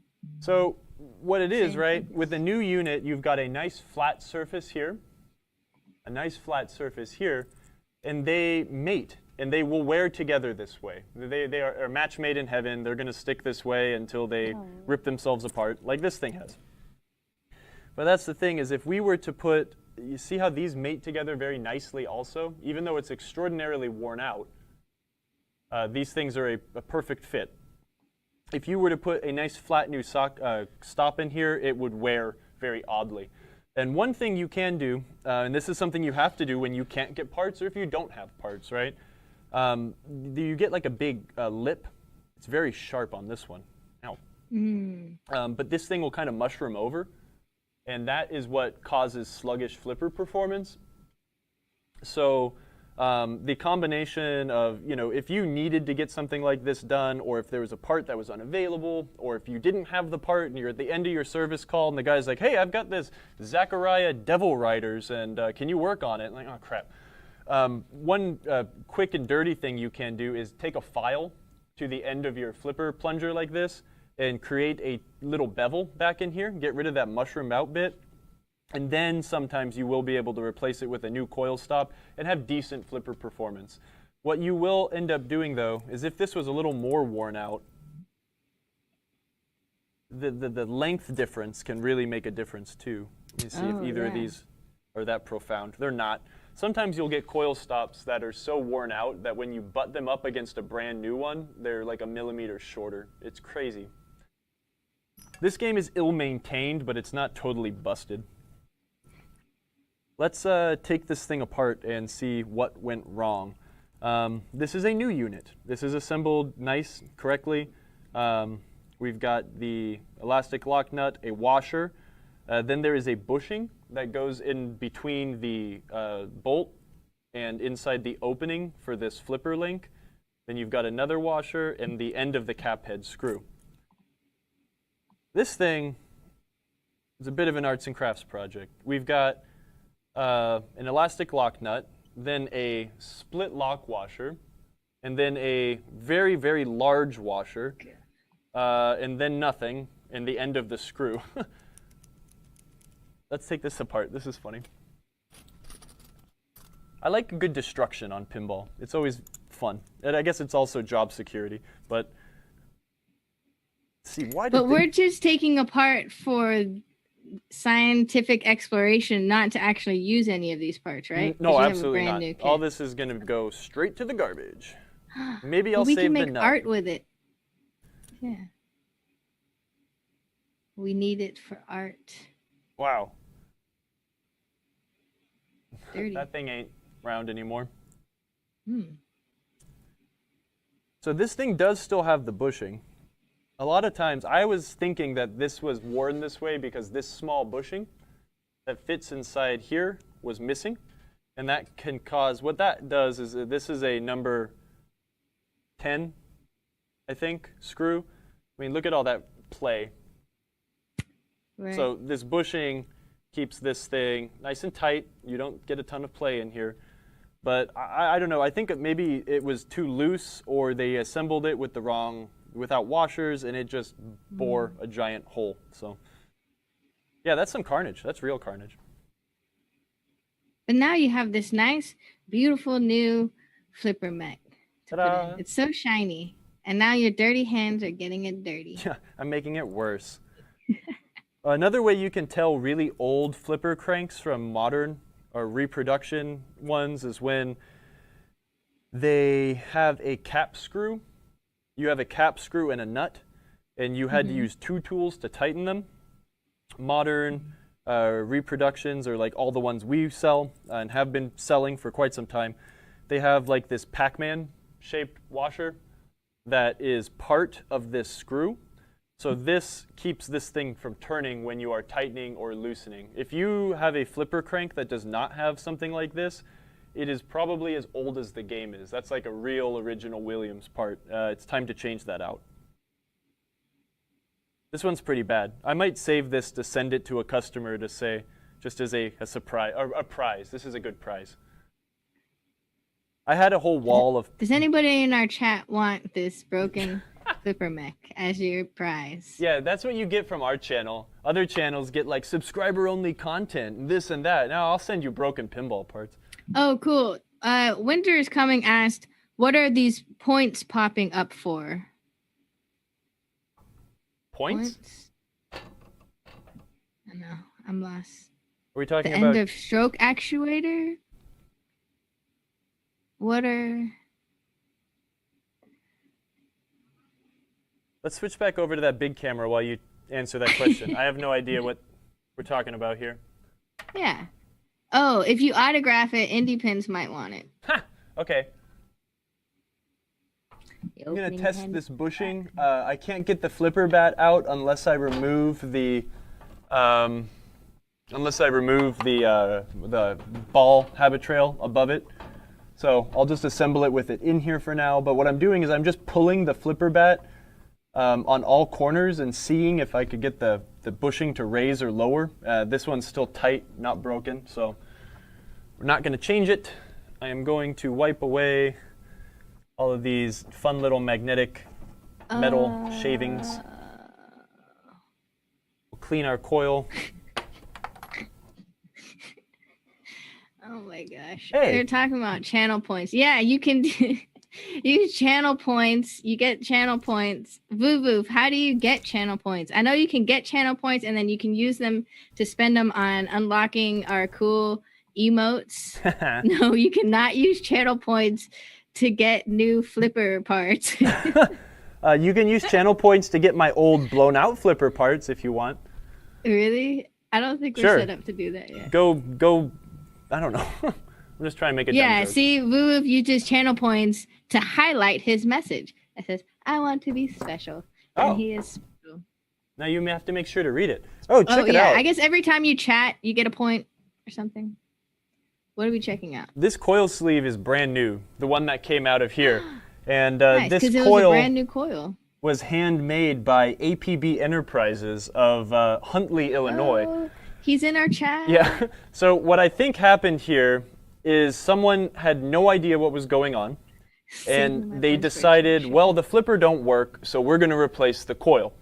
So someone got a new coil and a coil sleeve and left that piece of garbage actuating the flipper. I can almost guarantee you that's what happened, since everything is so new. I'm going to test the threads on both of these coil stop. Ooh, yeah, that's not good. Oh, yeah, that's very broken off. We might be able to extract it. Okay, this is maybe going to be the end point because, let's see, how much time do we have? Where are we at? You better hurry. This is real pinball repair. This isn't like, Hollywood staging and stuff. We just found another problem. We have a broken off coil stop screw inside the base here. So we have to take it off. So it's like, how did that happen? Oh, so it's just kind of hidden under there? Yeah, it's broken off inside the threads. So what we have to do, there's no way around it. I mean, unless it's broken off on top, and you might be able to get a pair of vice grips around it to remove it. But I've always learned that I'm lazy, and I've learned that doing things the long way can sometimes actually be the fast way. So we're just going to remove this. And we're going to very quickly assess if we can remove and extract that old broken bolt, or if we are just going to replace the flipper base altogether. On location, if I was working on someone else's games, or if I was, again, working by the hour and I was working on a customer's game, in this case, what I would probably do is just install a new flipper base and then take the old one back and sell it to them for half price, and then try to extract it and hope that I could reuse this at some point. This can be. Daniel says you have to change the base plate.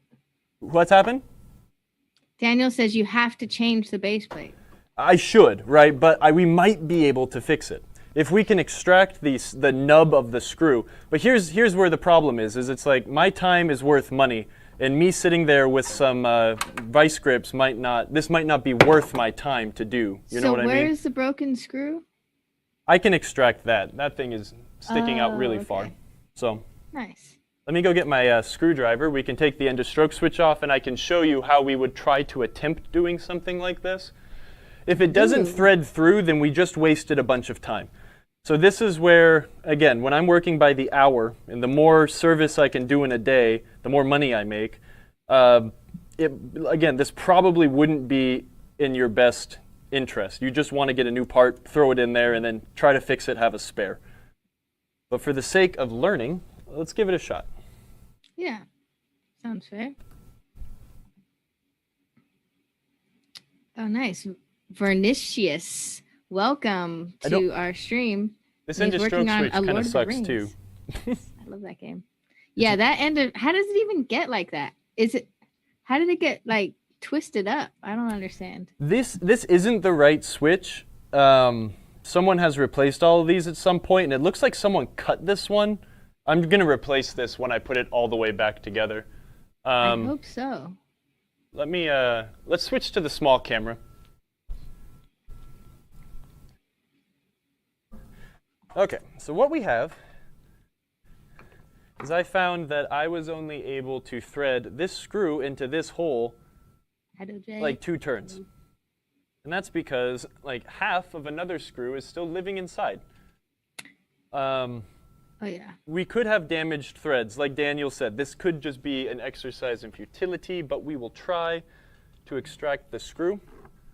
I'm going to use my small vice grips. These are one of my favorite tools in my box. They are small, and they also have an angled jaw, which makes them useful. Did you have to angle that jaw yourself?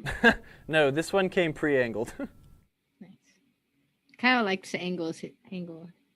Actually, I'm going to try using That's the big crunchy guys up front. Looks like an alligator. Yay, Winter is coming as Hooked. We brought him in from Facebook. Now he's Twitch professional. Hey. And yes, so every week, we stream every week for PinTech. And we put a little promo banner on our website on marcospecialties.com, marcopinball.com, that says what you can look forward to for each episode. So the next several episodes, we will be working specifically on Indy500, and we are just trying to get this game up and running. So we're doing the flipper rebuilds. There's slingshots that need work on. There's some board work that needs to happen. Complete teardown, how to clean it, get it all nice and shiny for Mr. Bear Talk. Yeah, so. Emoto made me plan what we were doing on this thing. Anyways, this thing's super loose, so I might not even need these anymore. I think we broke it really quick. Oh, that's good then, right? Ow. Oh, there it goes. So that came out. It looks clean. We could hit it with a tap and clean the threads out, but I think we're going to be okay. I will test thread in both sides. It's getting a little tight, but it also has never used these threads before. There we go. Yeah, I think this will be okay. So the problem is when we get these things, and if I was trying to do this, and imagine this thing is maybe 1/4 of an inch, a couple millimeters. Down. Imagine if this was like half this size. You probably can't even see it. Imagine if this thing was half this size, right? It's like a little baby tooth. Like that's when they become problematic. When you just really want to get them out and you know you might be able to, and you end up wasting way more time than it would cost just to get a new flipper base. Other techniques I've used, the vice grips trick is the best if you have something to grab onto. If you desperately need to get this thing out, you can get a Dremel and cut a slot and then try to use a flat blade screwdriver to get them out. Oh, nice. That's a good tip. So let's go put this thing back on. Now I can really inspect the bushing to make sure it's not busted on the back side, but I would have felt that. All good. It is missing nuts, and I don't like that. Nuts. Let me bust open my box of hardware. Let's take care of that now, so we don't ever have a bushing backing out and causing problems. Oh my goodness! Oh my goodness. Pin Daddy's here. Oh, here we go. Dog's barking. Stop. Thank you. What's going on? Pin Daddy said, Kyle, last time he had a screw snap off in a WC flipper plate and had to drill it out and retap the hole. But luckily, he had you streaming to keep him company. And that's what Kyle's good for.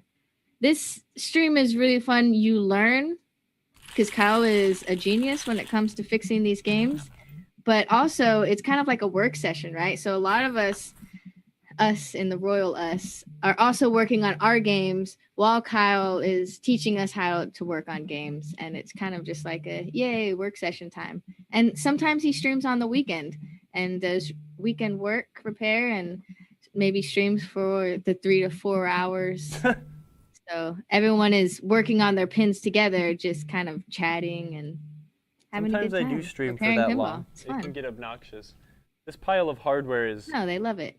That pile of hardware is slightly obnoxious. Yeah, it's Streaming obnoxious 4 because hours? No. there's only one Wow. of the correct nuts in here. The rest of them are all not right, but I'll make do. Doing? It's annoying because it either has exactly what I need or it has nothing. And I hate it. This is hilarious. This just goes to show that I need to restock this dang kit of hardware. Okay, these will be sufficient. I'm going to tighten this down. Yeah, you should separate your box of miscellaneous hardware by hardware type. Great That takes up too much space. suggestion, Chris O'Connor on Facebook. Speaking of Facebook, just like winter is coming, if you guys are on Facebook or YouTube, you should please head over to follow us on Twitch, because soon we will not be streaming on Facebook and YouTube and Twitch all at the same time. We're going to only be on Twitch, which is great because there's lots of Twitch exclusive interactivity we can bring into our stream, and we don't want y'all to miss out. So go ahead and give us a follow. It's absolutely free to start an account, and Twitch is awesome. Twitch is the future. Bye. Stand by the little ones. They're going off exploring on their own. Come on. Yeah, plus channel points and emotes. Can't go wrong. And you can catch me playing pinball badly and drink beer with me on the weekends. Or on Friday after work, which I might do tomorrow. Yeah, see, Initiative is working on DMDs right now. Catch some food for dinner. I know, right? They better bring back a big catch. I'm getting hungry after this stream. Yeah, the only reason I don't have all my hardware separated like that is because I don't have a ton of room in my parts box I carry around. He's still thinking about it. I have one section with like number 5 and under hardware for like switches. I have one that has only sheet metal screws. I have one that has only small or playfield post sheet metal screws. And then that's just like my machine thread stuff. Yeah, we had an episode actually where we went through all of Kyle's tools. We kind of breezed over his parts box, but if you're interested in seeing that, all of our episodes are archived on YouTube, and I think it's called Kyle's Tools. Yeah, we couldn't come up with anything punny for that one. Or no, I think you called it the Toolbox episode with like exclamation points. Maybe. Maybe, I don't know. Yeah, Okay. The magnetic cup holder, magnetic, what do you call that? Magnetic Saucer? body harness? Yeah, that's coming. I'm going to be No, he moving likes the bowl, sometime our soon. magnetic bowl. If you're working on your games, you should have a magnetic bowl. When I with all your move, I parts, will so you don't find all lose my GoPro parts. stuff, and then Kyle has evolved. I will create the magnetic chest harness.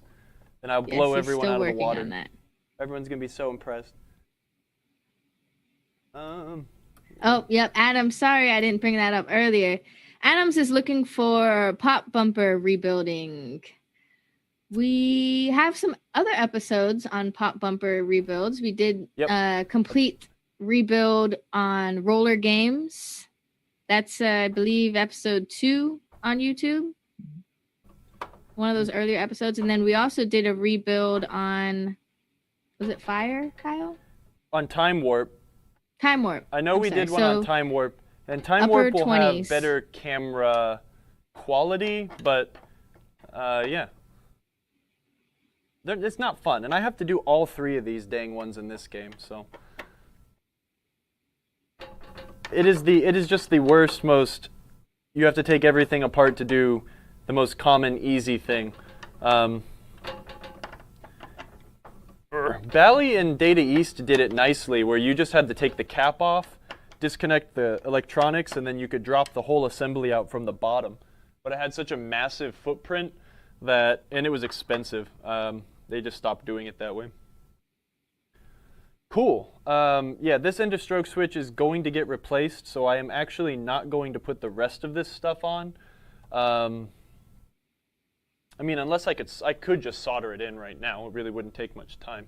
Sure. Can you adjust the Sony as well when you get there? I think just kind of toggle it, zoom in and out, because the focus is just acting all crazy and muddy today. Man, yeah, maybe it's because of the light.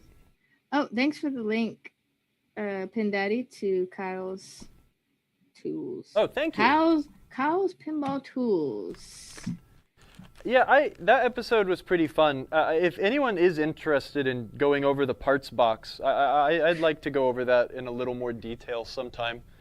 But I think the difference is Fire has no pop bumpers. Dang. What? What's up? Daniel called me out. Fire has no pop bumpers.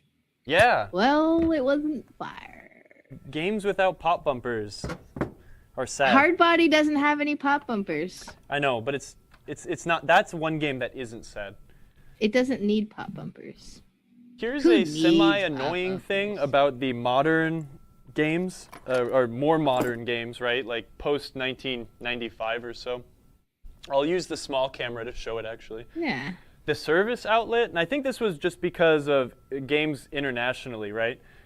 It was much easier for Williams to use a IEC socket that you would use a dongle, which would come with every single game, to be able to use the power outlet.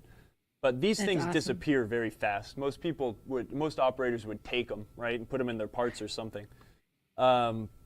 So I was just about to plug my soldering iron in, and I forgot I had to grab my dongle. So if you have a modern or a more modern Williams game, if you don't have one of those, it's very handy. We sell them. Yeah, that's awesome.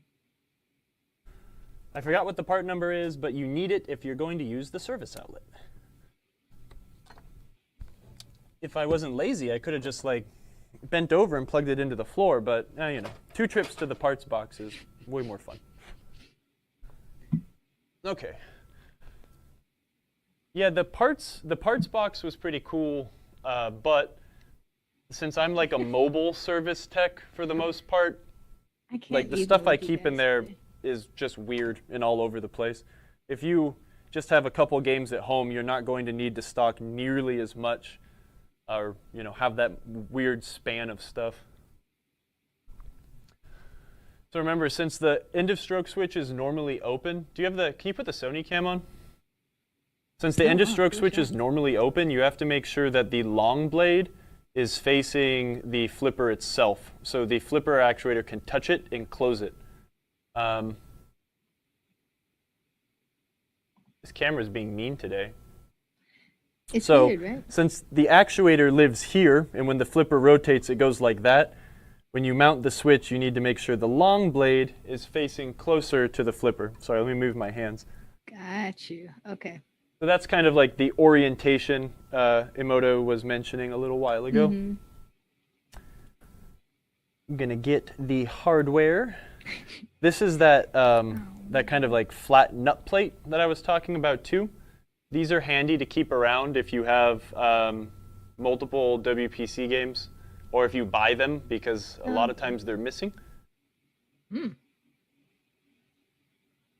what I'm going to do is I'm going to attach the the switch, and then I'm going to solder it in after that. That actually might not be the easiest way to do it because it's all the way back there. Can I solder it like this? Ooh, I can if I'm careful. Okay, change of plans. Yeah, what do you suggest is the good gap thickness for the EOS S switch? It doesn't matter on this game. On these games, you just have to make sure that it shuts when the flipper is at stroke. It doesn't matter. The gap isn't important like it is on a mechanical flipper, where it needs to break the contacts to switch to the high resistance side of the coil. So on those kinds of games, if you had the end of stroke switch adjusted to open too early, you would lose a lot of power. If you had it adjusted to open too late or not at all, you would burn your coil up. On this game, it's just sending a signal to the computer that says, hey, I closed. So it doesn't matter so much. Does that make sense? And yes, it does. And Vernicius, we do sell the flipper base plates and screws. Depending on what your game is, we have various different ones, right, Kyle? Yes. Is Kyle a southpaw? You're not left-handed, are you? No, that was very awkward trying to do that left-handed. APB was like, wait a minute. But for the camera, so I'm not doing this. Yeah, ATP, always take pictures. When you're doing your repair work, before and after pictures where your wiring is. Kyle is professional and he has a photographic memory, so he doesn't take pictures. But if you weren't Kyle, you should be taking pictures. I am an amateur and I have the worst memory of any human. So he should be taking pictures, but he's not. Because we're taking video and it's 30 pictures per second.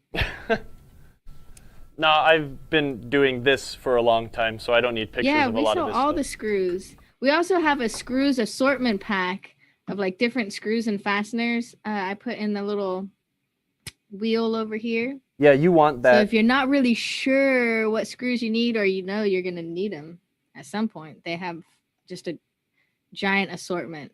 We have to do quite a few different assortment packs, bulk assortment packs. So we have that for rubbers as well. You know, just random oddball rubbers that you might want to replace. If you do want to start working on your games more, or you want to be prepared to start taking your games apart, I can't recommend having a bulk screw assortment thing to start you off.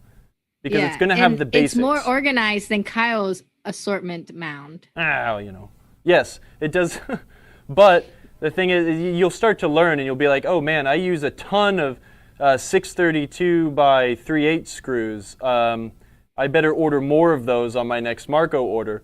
You'll start to learn what is important and what you need versus what isn't necessary. Oh no, winter is coming. Are you in Australia? Yeah, it's not winter anymore. I got It's some almost bad summer. news for you. Well, so our free domestic shipping for orders over $99 is unfortunately exactly what that is, and does not work for our international customers. However, we do have a promo for our international customers. Oh, no joking, Texas. Well, geez. For all our other international people, I do have a free hack campaign.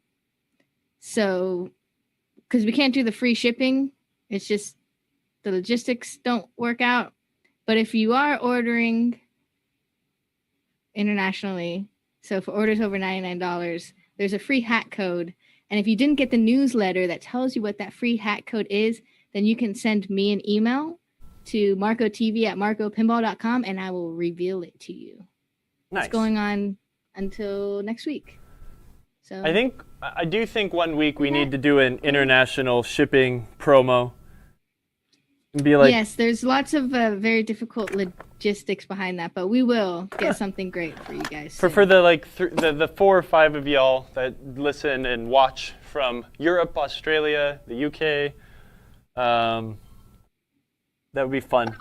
And then also, so that Pin Buddy, the cup holder for your pinball games, great gift idea.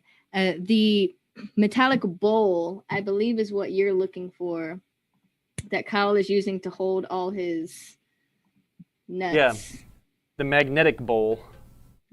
I believe it's under bowl. I'll throw it in there, maybe. I did have a problem with this. Ooh. Okay, that's better. It's a bowl. It's kind of a cup, but also a bowl. There's the magnetic bowl right there for you. Get this nice and tight. Sending you 1 million points. This guy. I should have just installed it the wrong way because I could have used the other screwdriver, but oh well.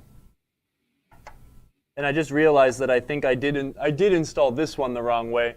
I drove the screws in through this side, but it takes 1 second to take the coil out. It's not that big of a deal. Oh no. Okay, we We've have been watching Kyle and flippers that can kind of go back together now. So let me get this one to the same state the others were in, and then we can move on to checking out that slingshot if we have time.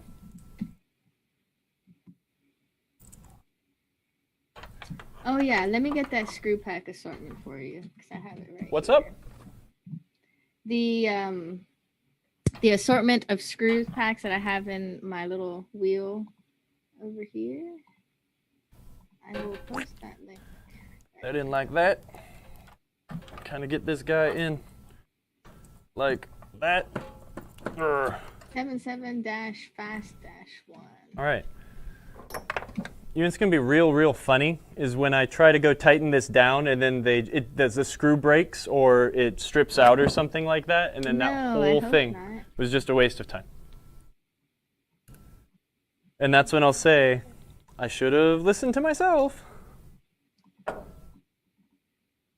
Since I have my random assortment of hardware here, I'm going to grab another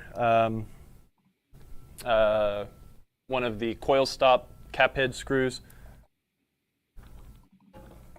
I'm going to do this. Sorry, I'm blocking the camera, but this is kind of an awkward angle. This lamp PCB is like so close to this flipper that I just dropped my screw.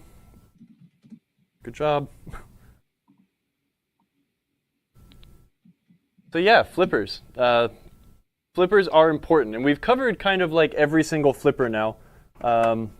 What we didn't cover in this video, we did cover in like doing the roller games one, where we made sure that we gapped the flipper free play, etc. well.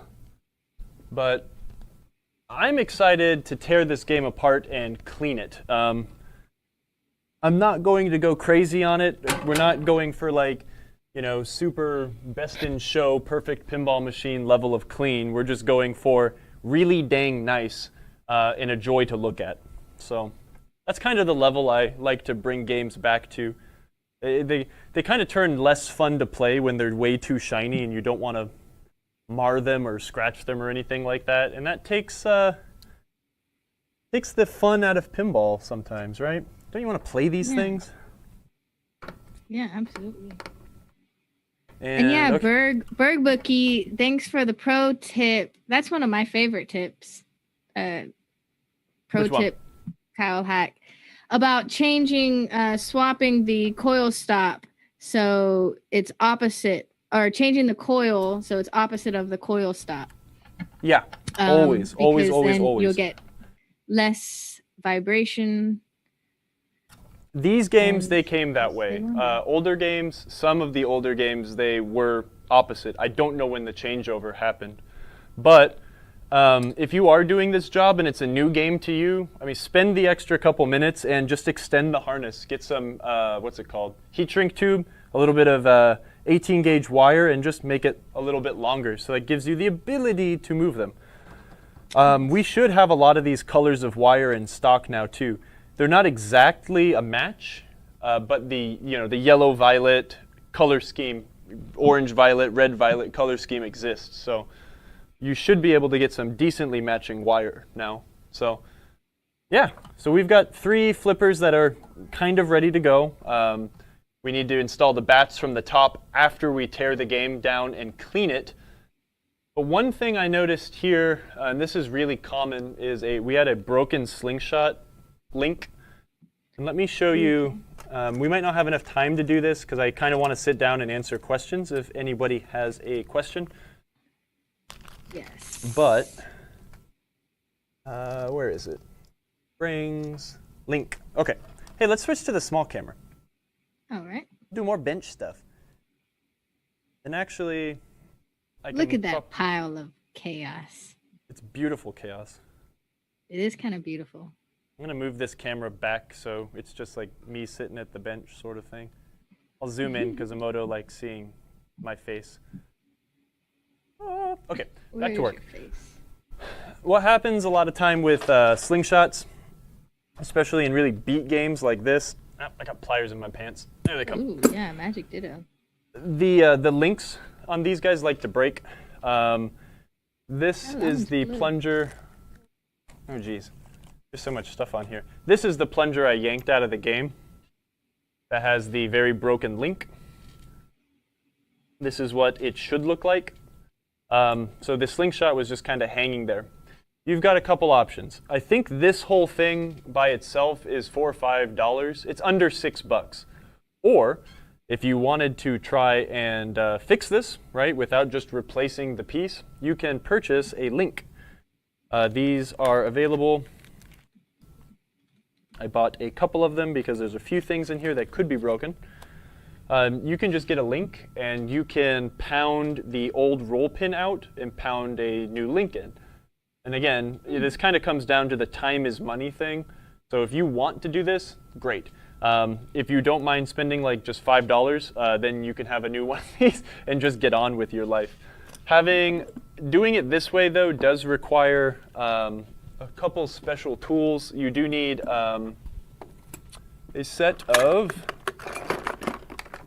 roll pin punches and a hammer. Most people have hammers, but most people don't have roll pin punches. This is a set of punches that, it is just a punch, but it has a small nipple at the end that helps keep a roll pin centered. A roll pin is a piece of steel that is Can you tilt down a little bit? What's up? Can you tilt down a little bit? Yeah. Yeah. This is a roll pin. It is a piece of metal that is rolled into a pin. And these are what are inserted into plungers to keep things in place. So they are removable. This setup is not ideal here for me to do this, but I'm going to try to do it on top of this flipper base. So again, remember we need a place for the the pin to come out the back. So what I'm going to do is I'm going to get the correct roll pin punch. It's not 3/30 seconds. I think this one is an 1/8. What this does is this punch, it has that nipple on the end, if that kind of comes through. Yeah. What that does is it fits into the, this is just rolled steel. It fits in here and keeps itself centered to drive it straight. Roll pin punches are very, very, very, very, very handy.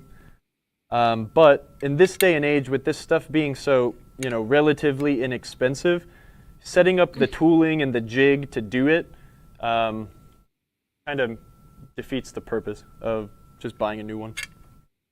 Because that's what's going to happen the whole time. This is not ideal. On a proper workbench, I would have a spot where I'd be able to do this.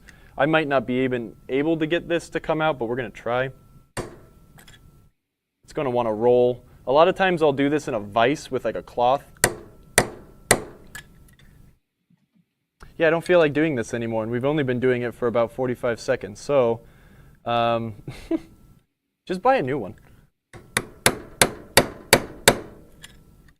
Thing wants to roll. It doesn't want to move because it's very happy being inside this plunger for the last 30 years.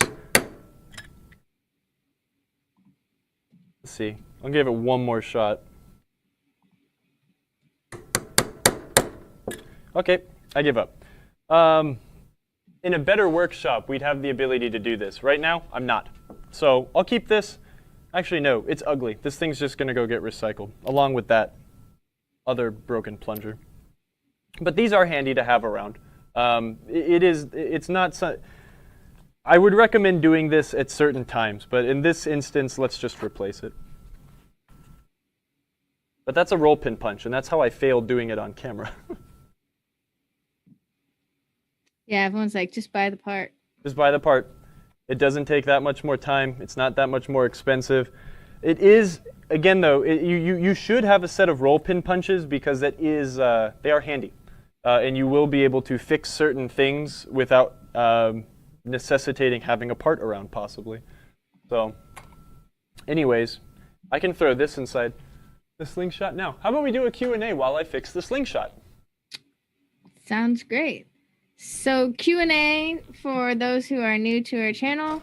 If you have any type of questions for Kyle related to your pinball machines or other, now is the time to ask him. Yeah. It's Let's see. free advice.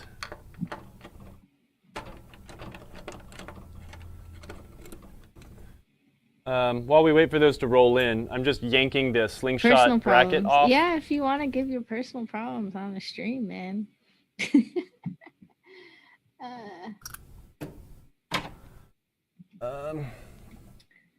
Winter is coming. Send me an email to marcotv@marcopinball.com. Since you are a new audience member, I would love to share that code with you, but it is a international customers code. So we got to make sure it works for your cart since you are in Texas, and you know you can only use one code. You really want a hat, I understand. You don't want to use a free shipping code. You want a free hat.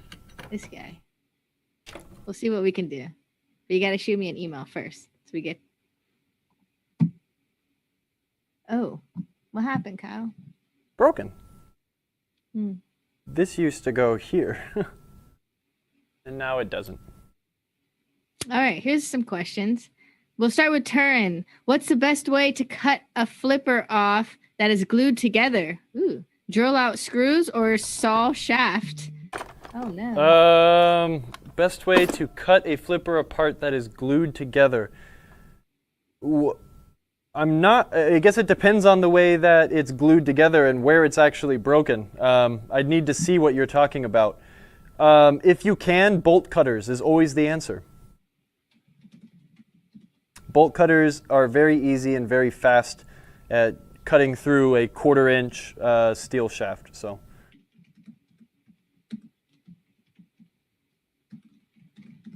I've had to do that once in a while. I've had to do that a few times actually. It's not fun. It's always fun to get the bolt cutters out. There's always a good time when the bolt cutters are being used. Oh no, Pin Daddy, your package is sitting in customs? I hope not. That's no fun. Oh no. We just got held a message reason. A what? The auto mod held a message. Why would the auto mod do such a thing? Is that the message that it held? Is that what it is? No, surely not. I will allow this message. The message was, do you know the size of the nut and screws for the EOS switch plate? Switch plate. That's what it held? Apparently that was too risque. I think they're number 6 like sheet metal screws, but I don't know the part number off the top of my head. If you look up, just open your manual, it'll be in there. If I had a manual sitting in front of, I've got one in my Twilight Zone. If the questions stay slow, I'll go grab one for you. But we definitely have them. I just don't know it off the top of my head. This is gross. Let's clean it up. Magic Ditto asked, sorry guys, I'm behind. In a Williams EM that uses slings and pops, any idea why they are still spongy after replacing the bridge rectifier and cap? Are those the only things that are spongy? Because, have you rule out the mechanical problems first, right?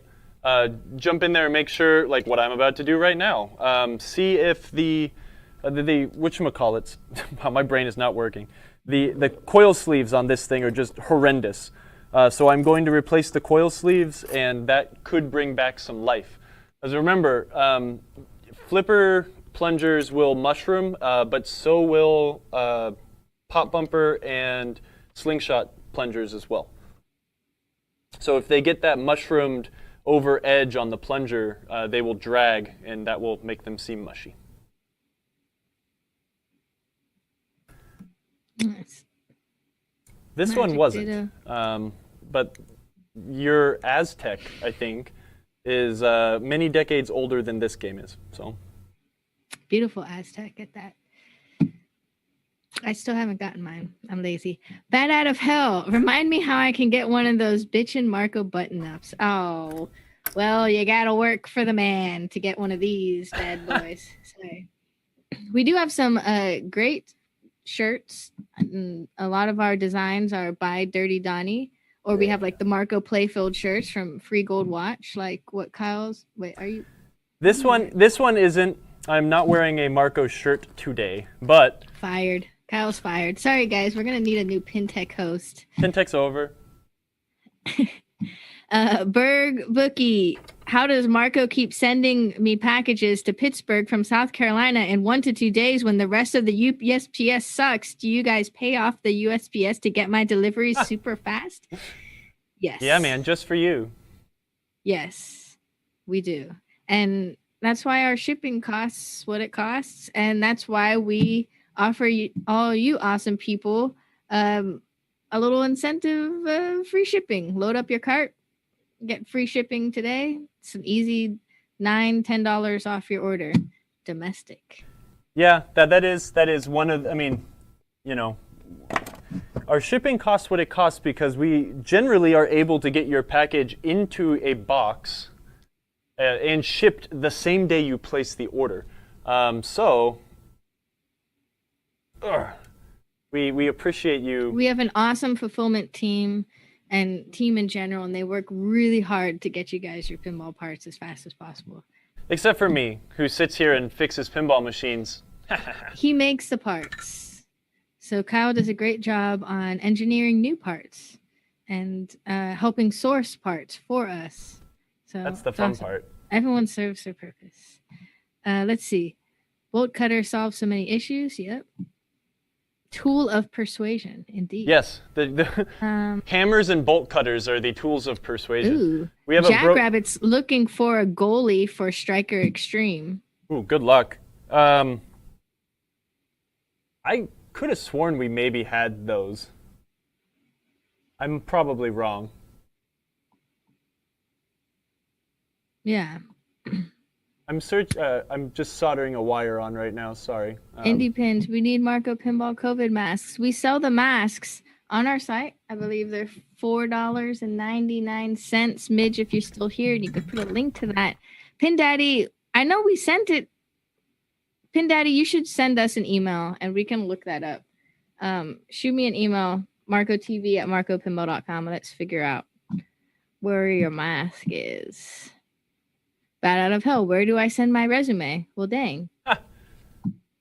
To Kyle at marcopinball.com. No. That'll work. Project Pinball Charity. What Aztec? Forgot you were still watching. Just kidding. Can I mount can it you that way? use the service outlet without the dongle? Not on these compound? games. Mm. You have to have the dongle on these newer games.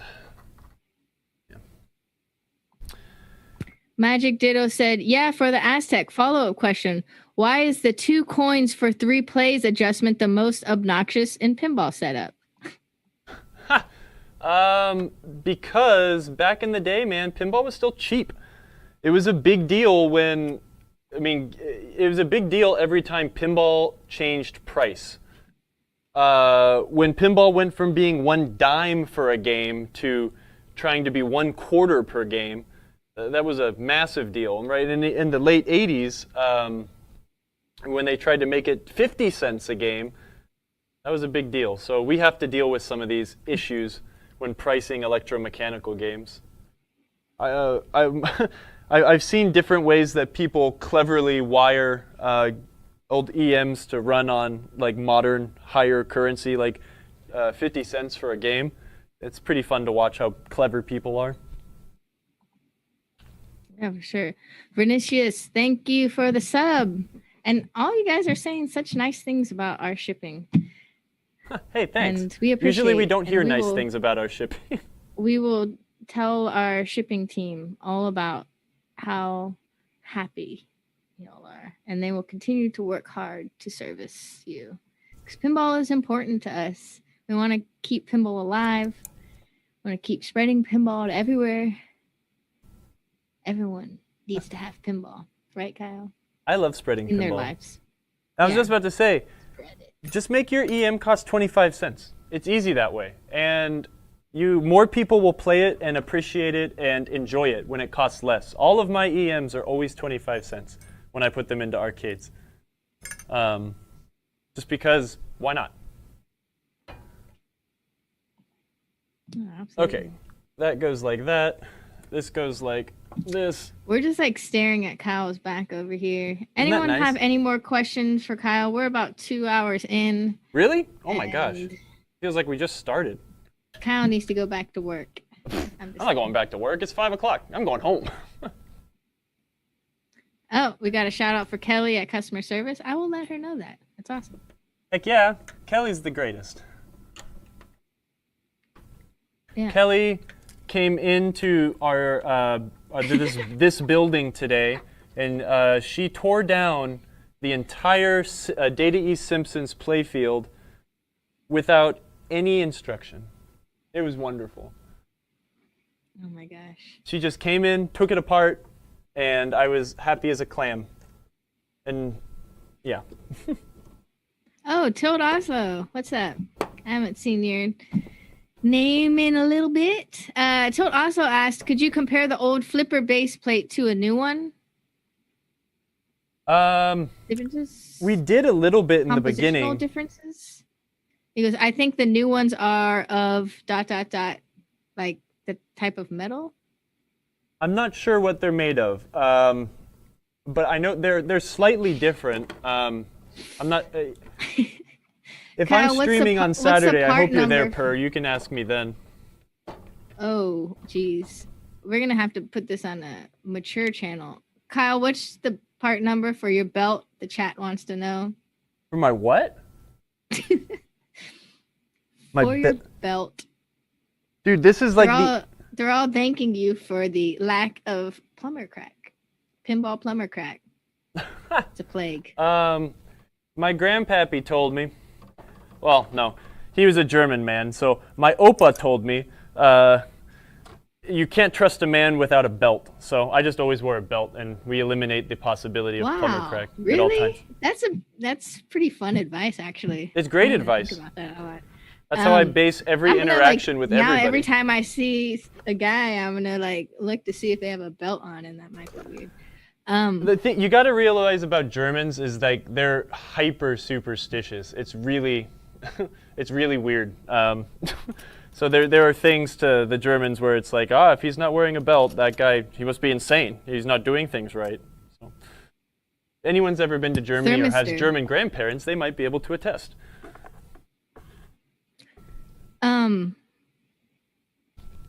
Scroado asked, can you do a WPC thermistor replacement video? What's a thermistor? I've never done that on the show, and there's really no reason to do it unless it's actually bad.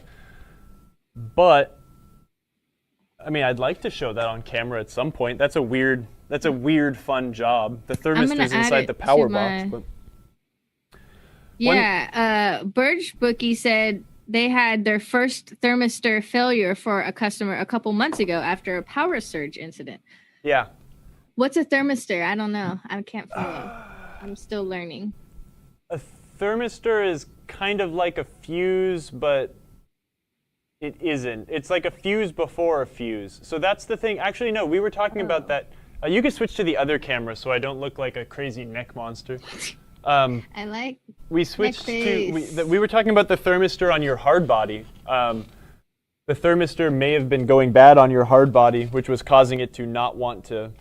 That would cause it to reboot, possibly. But yeah, it's kind of like a fuse before the fuse. It's a fuse that explodes, and it's soldered to the AC input from the plug on the wall. So yeah, I've seen them go bad before. It's not common, but it's nice that they're there. So. All right, let's see your hands. Nice and dirty. It's a good show. Hella dirty. This Well, is what we go through to have fun with yay, pinball. pinball. Awesome. So, well, thank you guys so much for joining us today. Every Thursday. Oh, wait. Every Thursday, except Thanksgiving, which is coming up soon.